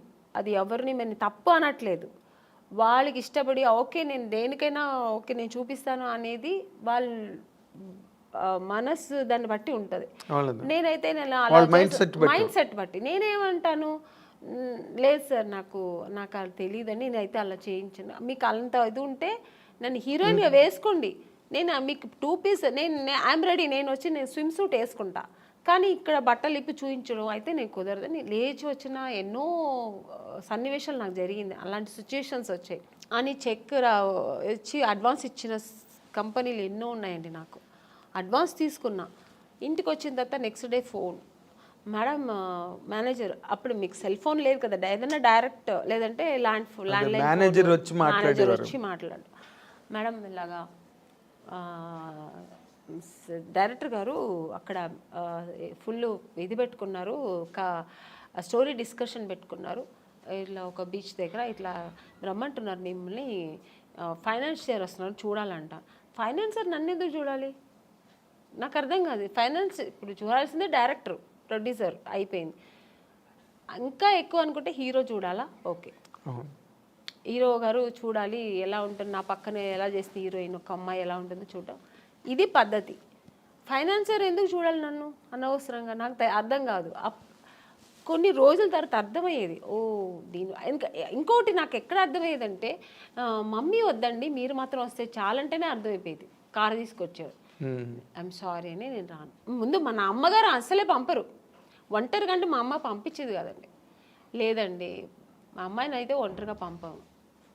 మా అమ్మ ఒక్కటే అన్నదండి, సినిమా హీరోయిన్ అవ్వాలా అనుకున్నావు, నాన్నగారి దగ్గర పర్మిషన్ తీసుకుని వచ్చాము. లేదు అప్పుడు ట్రై చేస్తున్నాం, అప్పుడు ట్రై చేసే టైంలో ఓకే దొరికితే చేద్దాం, లేదంటే ఉండే ఉంది మనకు బెంగళూరులో మాకు ఇల్లు ఉంది, హ్యాపీగా అక్కడ వెళ్ళి జాబ్ చేసుకో, లేదు చదువుతావు చదువు, పెళ్లి చేస్తానో చేస్తా. ఇన్ని ఆప్షన్ ఉన్నప్పుడు మనకు అనవసరం. నువ్వు హీరోయిన్ అవ్వాలా, మనం దానికోసం కష్టపడతాం, ఇంకా అడ్డతోవలతో అని మనకు అనవసరం. అలా నేను అలాగే ట్రావెల్ అయ్యానండి. నాకు అలాగే ఒక మంచి కంపెనీ, మంచి డైరెక్టర్స్, హెల్దీ పీపుల్స్తో హెల్దీ అదే దేవుడు మీ మరో విన్నాడు, తప్పు నాది 100%. కీర్తనల్ని బాగా ఆస్వాదించాడు. ఒక్కొక్క కంపెనీ వెళ్ళొచ్చిన వెంటనే నేను ఫస్ట్ దేవుడా నాకు రేపు ఈ కంపెనీ, రేపు నేను హీరోయిన్ అయిపోవాలి, సెలెక్ట్ అయిపోవాలి, ఇలాగే వేడుకునేదాన్ని. అదే కాకపోతే ఇప్పుడు మీరు ఒకటి గమనించాలి, మీరు అన్నారు ఇందాక సావిత్రి గారి దగ్గర నుంచి ఉన్నాయండి ఇలాంటి ఇండస్ట్రీలోని అని. కాకపోతే ఇప్పుడు సోషల్ మీడియా రావడం వల్ల, కానీ హీరోయిన్లే పోలీస్ కంప్లైంట్లు ఇచ్చి కొంతమంది బాంబే నుంచి వచ్చిన వాళ్ళు, లేకపోతే ఏదో మొత్తానికి అలాంటివన్నీ జరగడం, అవన్నీ యూట్యూబ్లో వాళ్ళు వచ్చి వీడియోలు రిలీజ్ చేయడం, ఒక రకమైన డిస్టర్బెన్స్ అన్నది కొన్ని అన్ని చోట్ల అని కాదు, ఇన్ని సినిమాలు వస్తున్నాయి ఎక్కడ జరగవు కానీ, బట్ జరిగినవి మాత్రం చెప్తున్నాను కదండి, ఇండస్ట్రీ పరువు తీయడానికినే వచ్చిన వాళ్ళు అయితే ఇది జరగదండి. ఇంకా వేరే థాట్స్ మీద వస్తారండి కొంతమంది. ఇక్కడ హీరోయిన్లు ఉంటారు, ఇలా ఉంటారు, మనం ఇది సినిమా తీస్తూ ఇది కూడా చేయొచ్చు అనే వాళ్ళు కొంతమంది వస్తారు. అక్కడ ఇలాంటి తప్పులు జరుగుతాయి. ఓన్లీ సినిమాని నమ్ముకొని సినిమాని లవ్ చేసి ఒక సినిమా మనకు ఇండస్ట్రీలో ఈ ప్యాషన్తో వచ్చేవాళ్ళు, కళాకారులుగా వచ్చేవాళ్ళు ఎప్పుడు ఈ తప్పులు అక్కడ ఈ తప్పులు జరగదండి. వేరే థాట్స్ కూడా ఉంటాయి చూడండి దాంతోపాటు, లేదంటే ఆ థాట్స్ మాత్రమే అనుకొని వస్తారు కదా, అక్కడ ఈ తప్పులు జరుగుతాయి. సో అక్కడ కొంతమందికి ఇలా జరుగుతాయి. అవును. తర్వాత మీటూ అనేది కూడా, అలాగే ఆడవాళ్ళు కూడా అండి, ఏ హీరోయిన్ కూడా మనం ఇలా అయిపోవాలి, చెడుగానే ఉండాలి, చెడు దారి తొక్కాలని ఎవ్వరు రారండి. అందరూ ఒక డ్రీమ్తో వస్తారు. ఏ అమ్మాయి అయినా సరే నేను ఒక హీరోయిన్ అవ్వాలి, ఎవరికి ఆశ అందరికీ సొంతం కదండి. నేను కూడా శ్రీదేవి గారి లాగా కావాలి, నేను కూడా ఒక నగ్మా గారి లాగా కావాలి, నేను కూడా ఒక విజయశాంతి గారు లాగా నేను కూడా ఈ సినిమా ఇండస్ట్రీలో అవ్వాలని అనుకోవడం తప్పలేదు. అందరూ ఆశతోనే వస్తారు కదా. సక్సెస్ అయ్యేది కొంతమంది, సక్సెస్ అవ్వకుండా వెనక్కి తిరిగిపోవడం కొంతమంది. ఆ టైంలో కొంతమంది ఇలా జరిగితే దానికి పాప వాళ్ళు ఏం చేస్తారండి, నమ్మకం, ఒకవేళ మనం హీరోయిన్ అయిపోతామేమో అని ఒక నమ్మకంతో కొన్ని తప్పులు జరిగిపోవచ్చేమో, నాకు తెలియదు మరి. అలాంటప్పుడు కొంచెం ఇలా వాళ్ళు లైఫ్లో ఇలా మిస్ అవుతుంటాయి. అవును, మీటూ అనేది కూడా చాలా పెద్ద మూమెంట్. తమిళ్లో రేవతి గారు వాళ్ళందరూ కూడా దాన్ని, జయసూద్ గారు ఇక్కడ, ఆ మీటూ అనేది కూడా చాలా పెద్ద రేంజ్లోనే జరిగింది. దానిలో మీరు పార్టిసిపేట్ చేశారు? లేదండి, నేను చెప్పాను, నాకు మా ఇంట్లో నా సమస్యలు ఎక్కువ ఉంటాయి, ప్రాబ్లమ్స్. ఇప్పుడు చాలా మీ ఇల్లే ఒక ఇండస్ట్రీ, నా ఇల్లే ఒక ఇండస్ట్రీ, అదొక మినీ ఇండస్ట్రీలా ఉంటుంది. వాళ్ళ ప్రాబ్లమ్స్, పైగా ఇప్పుడు నాకు 2 పిల్లలు, వాళ్ళు చిన్న పిల్లలు, వాళ్ళని చూసుకోవడం, ఫుల్ బిజీ ఉంటానండి. అసలు నేను ఇంటికి వెళ్తే నా ఫోన్ కొంచెం ఫ్రీగా ఉంది మాట్లాడతానంటే ఇక్కడ షూట్లో ఉన్నప్పుడే, ఇక్కడ కొంచెం ఫ్రీగా ఉంటాను. ఇంటికి వెళ్తే 24 అనేది నాకు 26 అవర్స్ అయినా చాలదండి. ఇంకా నా 2 పిల్లలు ఉన్నారు కదా, వాళ్ళు కొంచెం హైపర్ యాక్టివ్ ఎక్కువ, వాళ్ళు నా ఫోన్ వాళ్ళ దగ్గర ఉంటుంది, నా దగ్గర ఉండదు. నేను ఆడుకోవాలి, కొంచెం ఫోన్ ఇవ్వమ్మా, కొంచెం ఫోన్ చేసుకోవాలి, నాకు ఏదైనా మిస్డ్ కాల్ ఉంటుంది, కొంచెం ఇవ్వమ్మా, కొంచెం ఈ నాన్న అని నా పిల్లలతో నేను ఆడుకోవాలి, అలా ఉంటుంది. లేదంటే ఆ ఫోన్ ఎక్కడ పడుతుందో నాకు తెలీదు. ఇంకా వాళ్ళ చదువులు, వాళ్ళ స్కూల్ తీసుకెళ్ళడం, ఇలా బిజీ ఉంటా. ఇప్పుడు నార్మల్గా మీలాంటి మైండ్ సెట్ ఉన్న వాళ్ళకి ఇన్ జనరల్గా, సరే కొంతమంది మైండ్ సెట్స్ మనిషికి రకమైన మైండ్ సెట్ ఉంటుంది. ఇప్పుడు అంతా మీరు ఒక సింగిల్ హ్యాండ్ ఫైట్ లాగా మీ లైఫ్ కదా. కదా, అవునండి. అప్పుడేమో పెళ్ళికి ముందు అన్ని బాధ్యతలు మీ మీద వేసుకుని అన్ని ఇంట్లో ఫాదరు మదరు మీరే అయ్యి అన్నీ చేశారు. ఇప్పుడు మళ్ళీ ఫాదరు మదరే అయ్యారు మీ పిల్లలకి అవునండి కదా. సింగిల్ హ్యాండ్ ఫైట్ ఇప్పుడు మళ్ళీ. ఈ లైఫ్ ఎలా అనిపిస్తుంటుందండి మీకు ఇన్ జనరల్గా? అంటే ఇక్కడ ఫాదరు మదర్ అని కాదు, నేను ఎక్కువ కేర్ తీసుకుంటుంటాను. ఇప్పుడు అప్పట్లో కూడా మా నాన్నగారు మా అమ్మగారు అందరూ ఉన్నా కూడా, అది చెప్పాను కదా, ఇంట్లో ఒక వస్తువు లేదంటే దాన్ని నేనే ఇంట్రెస్ట్గా నాకు ఇది కావాలి, ఇది ఇంట్లో ఇలా ఉండాలి, మా ఇల్లు కూడా ఇలా ఉండాలి, మా ఇంట్లో కూడా కార్పెట్ వేయాలి, మా ఇంట్లో కూడా సోఫా ఉండాలి, ఇలా ఆలోచిస్తుంటాను. వాళ్ళ ఇంట్లో ఉంటే మనకెందుకు, మేము ఇలాగే ఉంటాం అని ఉండదు నాకు. ఒక ఇంట్లో చూసానంటే ఆ కెపాసిటీ మనం కూడా ఎందుకు కొనలేమా, కొనొచ్చు కదా అనేది ఆ మైండ్ సెట్ అలాగే లైఫ్లో కూడా వచ్చింది. ఇప్పుడు మన పిల్లలు ఆ అమ్మాయి స్విమ్ చేస్తారు, ఎందుకు మా సిస్టర్ కూడా నేర్చుకుని అలాగే ఇప్పుడు మా పిల్లలు కూడా. సో అందుకని అమ్మ నాన్న వాళ్ళకి ఉన్నా కూడా వాళ్ళు చెయ్యనేది నేను చేస్తాను. అలాగే ఇప్పుడు కూడా అంతే, మా పిల్లలు కూడా నేను ఎక్కువ ఇంట్రెస్ట్ చేస్తాను. ఇప్పుడు కూడా మా పిల్లల అదర్ యాక్టివిటీస్ అంటే నేనే వెళ్తుంటాను, నేర్చుకోమంటుంటాను. మా పిల్లలు, మమ్మీ నీకు వేరే పనే ఉండదా మమ్మీ, ఎప్పుడు ఇంటికి వస్తే ఇది చేయి అది చేయని ఎప్పుడు ఇలా శాసిస్తూనే ఉంటావా, స్విమ్మింగ్ వెళ్ళమంటావు, దీనికి నాకు రెస్టే ఇవ్వవా మమ్మీ అంటుంది మా అమ్మ. ఇప్పుడు ఇంకా దానికి ఎంత 7 years, అసలు రెస్టే ఇవ్వవా మమ్మీ, నువ్వు ఎప్పుడు బిజీగానే ఉండాలా, మేము కొంచెం రిలాక్స్ అని ఇవ్వ మేడం మమ్మీ అంటది. అండ్ ఇప్పుడు ఈ జనరేషన్ పిల్లలకి టార్గెట్స్ ఎక్కువైపోయి వాళ్ళు మన టైంలో చదువులు వేరు. ఇప్పుడు మా సిస్టర్ అంతా అసలు భయపడేవారండి, నాకు మాట్లాడేవారు కాదు, నేను ఏం చెప్తే వినేవారు అనమాట. 5 o'clock లేవా, ఓకే అమ్మ అక్క లేస్తున్నాను అక్క, అంతే. ఇప్పుడు పిల్లలు కొంచెం ఆర్గ్యుమెంట్ చేస్తారు, ఏంటి మమ్మీ పొద్దునే నీ గోలా, ఎందుకు ఇంత తొందర లేపుతాను, నేను నిద్రపోని మమ్మీ, నాకు I have to sleep mummy అంటది మా అమ్మాయి. అదేలేండి. కానీ నేను ఇంకొక చాలా డెలికేట్ ఇష్యూ అండి, బట్ ఈ తరం హీరోయిన్లకి కొంతమందికి మీలాంటి ఒక సీనియర్ యాక్ట్రెస్ చెప్పే మాటలు వాళ్ళకి హెల్ప్ కావచ్చు. ఒక్కొక్కసారి ఒక ఇంటర్వ్యూలో మాటలు విన్నప్పుడు మీరు ఇంత ఒక డొమెస్టిక్ మైండ్ సెట్, ఒక హౌస్ వైఫ్కి ఏం కావాలో ఆ అవసరమైన ఆ మానసిక పరిణితనండి, పరిపక్వతనండి, అన్ని వైపుల నుంచి అన్ని జాగ్రత్తగా సంరక్షించుకుంటూ వచ్చే ఒక లైఫ్ స్టైల్ మీది, మైండ్ సెట్. కానీ but where the mistake happened అండి మీ పర్సనల్ లైఫ్లో? నాకేం మిస్టేక్ ఏం జరగలేదండి. మిస్టేక్ ఏముంది, మిస్టేక్ అంటే ఇప్పుడు హీరోయిన్గా ఉన్నాను, కొన్ని అదే హీరోయిన్ అవ్వడానికి ఏం ఫేస్ చేయాలో చేశాను, హీరోయిన్ అయ్యాను. అంటే ఫేస్ చేశానంటే ఎక్స్పీరియన్స్ అయింది తప్ప, ఇలా ఉండాలి, ఓకే ఇదిగా నెగటివ్స్ లేదు, ఇలా ఓకే ఇది ఉందా, నెగటివ్ ఉందా మనకొద్దు, ఓకే దూరంగా ఉందాం, ఓకే నెక్స్ట్ మంచి జరిగింది, హీరోయిన్ అయ్యాను. పెద్ద డైరెక్టర్ గంగేమ్రన్ గారు, ఇక్కడ తెలుగులో ఈవి సత్యనారాయణ గారు, చేశాను. ఓకే ఐ లక్, దేవుడు గాడ్ గ్రేస్. అలాగే ఇంకా మ్యారేజ్ లైఫ్లో కూడా ఒక మ్యారేజ్ చేసుకున్నాను, నాకేం పెద్ద టెన్షన్స్ లేదు. నేను అనుకున్నట్టే నేను ఎలా ఉండాలనుకున్నా అలాగే ఉంటున్నాను హ్యాపీగా. నాకు అక్కడ ఏం రిస్ట్రిక్షన్స్ లేదు, ఏ ఫోర్స్ లేదు, నేను ఎలా ఉండాలో అలా. ఇంట్లో ఫ్రీ బర్డ్ నేను. కానీ చాలా విచిత్రమైన విషయం, అందరూ విచిత్రంగా ఆమన్ గారి విషయంలో ఫీల్ అయ్యేది, మీరు చాలా దైవభక్తురాలు, సంప్రదాయవాది, అసలు 16 అణాల హిందూ అమ్మాయి, ముస్లిం పర్సన్ని ఎలా చేసుకోవడం అన్నది అసలు సంథింగ్. అంటే నాకు మతాల మీద నమ్మకం లేదండి. నాకు రిలీజియన్ అనేది ఏం లేదు, ఆడ మగ అంతే. అంటే ఇప్పుడు నేను పెరుమాళ్ బాలాజీని ముక్త అంటే అది నా ఇంట్రెస్ట్, నాకు అది ఇష్టం. అందుకని అల్లా ముక్తున్న తప్ప నేను అనట్లేదు, జీసస్ ముక్త తప్పనట్లేదు. జీసస్ నాకు ఇష్టమైతే నేను ఇప్పుడు నాకు కూర్చున్నప్పుడు చర్చికి వెళ్ళాలి అనిపిస్తే వెళ్తాను. అలాగా నాకు చర్చికి వెళ్ళే వాళ్ళు చాలా మంది అలాగే నాకు ఫ్రెండ్స్ కోసం కూడా రిలీజియన్ మతాల మీద పెద్ద ఇదేం లేదు నాకు. సో అందుకని నాకు ఆ ప్రాబ్లమ్స్ లేదు. కానీ నాకు ఇష్టం పూజలు చేయడం, ధ్యానం చేయడం, మంత్రాలు చదవడం, ఇవి నాకు ఇంట్రెస్ట్, అది నేను చేసుకుంటా. అందుకని వేరే వాళ్ళ మీద నువ్వు ఇలాగే చేయాలి, ఇదే నమ్మండి, ఇది చేయండి అని నేను ఎవరిని ఫోర్స్ చేయను. వాళ్ళు చేస్తున్నది కూడా నేను తప్పని నేను అన్నాను. అదే రుద్దరు మీ అభిప్రాయం ఎదుటి వాళ్ళ మీద. ఎదుటి వాళ్ళ మీద రుద్దను. వాళ్ళు చేస్తున్న అంటే మీ మదర్ వైపు నుంచి కానీ ఎప్పుడు అపోజిషన్ రాలేదా?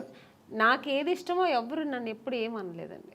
ఓ గ్రేట్. మా అమ్మగారు ఒక్కటే, నువ్వు ఎవరైనా పెళ్లి చేసుకో, ఎలాగైనా చేసుకో, ఎలా అయినా ఉండు, సినిమా ఇండస్ట్రీని వదలద్దు. ఎందుకంటే అమ్మ నేను ఎంత కష్టపడ్డానో నాతో పాటు అమ్మ కష్టపడింది. అవును. ఎక్కడా కూడా అమ్మ నన్ను కష్టపడనివ్వకుండా ఆవిడ కష్టాలు అనుభవించైనా నన్ను హీరోయిన్ చేసింది. అలాంటి ఒక ఇండస్ట్రీని హీరోయిన్ అవ్వడానికి నువ్వు ఎన్ని కష్టాలు పడ్డావు, అలాంటి ఒక ఇండస్ట్రీని వదలొద్దు. నువ్వు ఇష్టపడి వచ్చావు, ఆ కళామ తల్లి నిన్ను అనుకుని నీకు ఇచ్చింది, ఆ కళామ లైఫ్ లాంగ్ కొనసాగించు. ఇప్పటికీ మీ మదర్ మీతోనే ఉన్నారు, నాతోనే ఉన్నారు. ఇప్పటికీ మీరు ఇంటికి ఎప్పుడైనా సడన్గా వెళ్తే కూడా నేను చెప్పలేదు, ఎప్పుడు సడన్గా వెళ్తే మా అమ్మ ఒక టీవీ ఉంటుందండి ఎప్పుడు ఆవిడ ఇప్పుడు రిలాక్స్ అయిపోయింది కదా, ఎప్పుడు ఆ టీవీలో ఆమెని సినిమా, ఆమెని ఇంటర్వ్యూ, ఆమెని సాంగ్స్ ఇదే పోతుంటుంది అంతే. ఆవిడ అది నేను అంటున్నా, నీకేమైనా పిచ్చి పట్టిందమ్మా, ఎప్పుడు నాదే చూస్తున్నా, నాకు విని నాకు విసిగెత్తింది, వేరే ఏదైనా పెట్టమ్మా అంటే. అలా అమ్మ చాలా ఇష్టపడుతుంది, ఆ ఫీల్డ్ని ఇష్టపడుతుంది. నేను చేయడం అనేది ఆవిడకి అంతకంటే ఇష్టం. సో అందుకని నన్ను ఎప్పుడు అమ్మ అని, షూటింగ్ వెళ్తానంటే నాకంటే ఎక్కువ సంతోషపడేది మా అమ్మాయి ఇప్పటికీ. అంటే మీరు ఈ షూటింగ్ వెళ్తున్నావమ్మా, ఓకే ఓకే అంటారు. అదే ఆనందం, బికాజ్ మీరు పడ్డ కష్టానికి దొరికింది అంత సక్సెస్ దొరికింది. ఆ సక్సెస్ ఇప్పుడు అలాగే ఉండాలి, ఆ ఇండస్ట్రీని వదలొద్దు అంటుంది అమ్మ. ఎగ్జాక్ట్లీ. అంటే ఇప్పుడు మీరు ముస్లిం పర్సన్ చేసుకున్న కారణంగా ముస్లిం మతం తీసుకోవడం అలాంటివి ఏం చేయలేదా మీరు? ఏమీ లేదండి. నేను ఎలా మైసెల్ఫ్ నేను ఎలా ఉన్నానో అలాగే ఉన్నాను, అలాగే ఉంటూ ఉంటాను. నాకు ఏది అలాంటి ఒక ప్రాబ్లమ్స్ ఏమీ లేదు, ఎప్పుడు లేదు, ఇప్పుడు లేదు, ఎప్పుడు లేదు. ఎందుకంటే చాలా మంది వెంటనే ముస్లిం మతం తీసుకుని, అంటే ముస్లిం అని కదా, ఏ మతం వాళ్ళని చేసుకుంటే. నేను అలా ఉంటే అసలు నాకు అలాంటి కాంట్రవర్సీ నాకు ఫస్ట్ ఆఫ్ ఆల్ నచ్చదు. ఇలా ఉంటేనే అలాగా ఫోర్స్ అసలే నచ్చదు నాకు. ఓకే. నాకు ఎప్పుడు నాకని కొన్ని ఎథిక్స్, కొన్ని ఫ్రీడమ్స్ ఉంటాయి. అది ఏ విషయంలో అయినా, ఇది ఒక మ్యారేజ్ అనే కాదండి, పిల్లల విషయంలో కూడా అంతే. ఇప్పుడు నేను పూజ చేస్తున్నా అంటే నన్ను డిస్టర్బ్ చేయకూడదు 1 hour, నా పిల్లలైనా సరే. నేను నెమ్మదిగా నేను అనుకున్న పూజ నేను జరిపించేయాలి, అలా అలా అనుకుంటాను, అది నాకు జరగాలంతే. సో ఇప్పుడు ఈ ఇంత లాంగ్ స్ట్రెచ్ ఆఫ్ లైఫ్, అవతల కెరీరు, ఫ్యామిలీ లైఫ్, ఇవన్నీ కూడా ఇప్పుడు ఒకవేళ ఫ్యామిలీ లైఫ్లో ఏదైనా వచ్చిన డిస్టర్బెన్సెస్ని కూడా మీరు అన్నిటినీ ఓవర్కమ్ చేసే మెంటల్గా బాగా సెట్ అయి ఉన్నారండి, లేకపోతే స్టిల్ యూ ఫీల్ ఫస్ట్? ఏమీ లేదు, నాకు అసలు ఏ ప్రాబ్లమ్స్ లేదు మెంటలీగా కానీ, నాకు అసలు ఆ మానసిక ప్రాబ్లం ఏమీ లేదండి. హ్యాపీగా ఉన్నా, ఐఎమ్ వెరీ హ్యాపీ. నాకు మెయిన్ ఫస్ట్ నాకు ఇండస్ట్రీ అండి, నేను ఇష్టపడి వచ్చిన ఇండస్ట్రీ. సో అది హెల్తీగా నాకు ఇప్పటి వరకు నేను వెళ్తున్నా జర్నీ. సెకండ్ నా పిల్లలు, నా ప్రపంచం ఇదే, నా ప్రొఫెషనల్, నా పిల్లలు, ఇది నా ప్రపంచం. దీని తర్వాత ఏదైనా ఆలోచిస్తాను, దీని తర్వాత సెకండరీ, ఇంటికి సెకండరీ. నేను ఇక్కడ వస్తే నా ప్రొఫెషనల్ ఓన్లీ, ఫోకస్ దీంట్లోనే ఉంటుంది. ప్యాకప్ అంటే నెక్స్ట్ ఫ్లైట్ ఏది ఉంటే వెళ్ళిపోతుంటా ఇంటికి, ఎందుకంటే నా పిల్లలు వెయిటింగ్ అక్కడ, ఎందుకంటే వాళ్ళు చాలా మిస్ అవుతుంటా. సో జయసుద్ గారు కూడా 6 రోజులే ఎట్ ఏ స్ట్రెచ్ షూటింగ్ చేసి మళ్ళీ 3 days బ్రేక్ తీసుకున్నారు.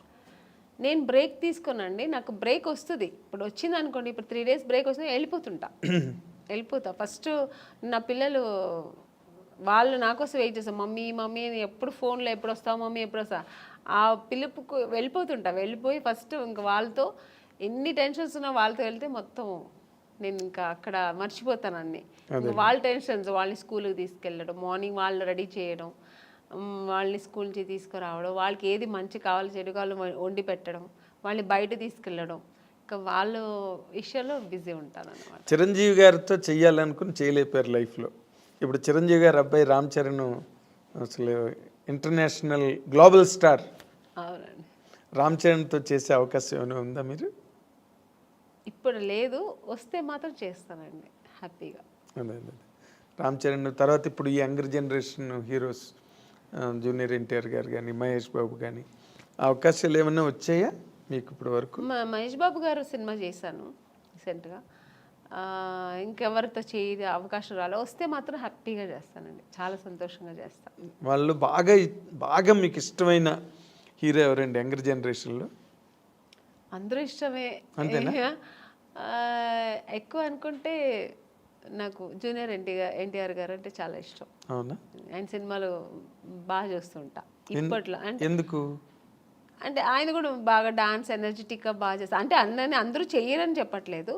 ఇప్పుడు రామ్ చరణ్ గారు కానీ, మన మహేష్ బాబు గారు అందరూ ఇష్టమే. కానీ ఆయన సినిమాలు ఏదో కొంచెం ఎక్కువ మాస్ ఎక్కువ ఉంటుంది కొంచెం. సో అదే మాస్ హీరో హీరో అందుకని ఆయన ఫస్ట్ ఇది కూడా బిగ్ బాస్ చేసేది కూడా నేను చాలా ఇంట్రెస్ట్గా చూసాను నేను. అవునా? అంత చిన్న వయసు అంత చక్కగా మాట్లాడడం అన్ని చక్కగా స్పీకర్. నెక్స్ట్ ఇప్పుడు నాగార్జున గారిది కూడా బాగుంది. బట్ జూనియర్ ఎన్టీఆర్ గారు ఫస్ట్ టైం చేశారు కదా అలాంటిది ఈవెంట్, ఆయన చేయడం ఫస్ట్ టైం కదా అది. Exactly. So very very nice Amani garu, చాలాసేపు మా స్టూడియోకి వచ్చి చాలా విషయాలను మీరు గుర్తు చేసుకున్నారు, చెప్పారు. చాలా హ్యాపీ. మీ సెకండ్ ఇన్నింగ్స్ కూడా మంచి క్యారెక్టర్లు, మళ్ళీ ఒక 25 ఏళ్ళ తర్వాత మిమ్మల్ని ఎవరైనా ఇంటర్వ్యూ చేస్తే మళ్ళీ ఈ క్యారెక్టర్లన్నీ చెప్పి మాట్లాడండి, మంచి క్యారెక్టర్స్ మీరు చేయాలని. మీకు గాడ్, మీరు నమ్మే దేవుడు అన్నీ మీకు ఇంకా బాగా ఇచ్చి హ్యాపీ లైఫ్ ఇవ్వాలని కోరుకుంటూ we wish you all the very best from the I Dreams side అండి. This is what our eminent actress ఆమెని గారు, ఆవిడ తాలూకు అనుభవాలు, లైఫ్ జర్నీ, క్యారెక్టర్స్ అన్నీ చాలా టైం తీసుకుని మనతో డిస్కస్ చేసినందుకు మన అందరి తరఫున ఆవిడకి థ్యాంక్స్ చెప్తున్నాను. Thank you for watching.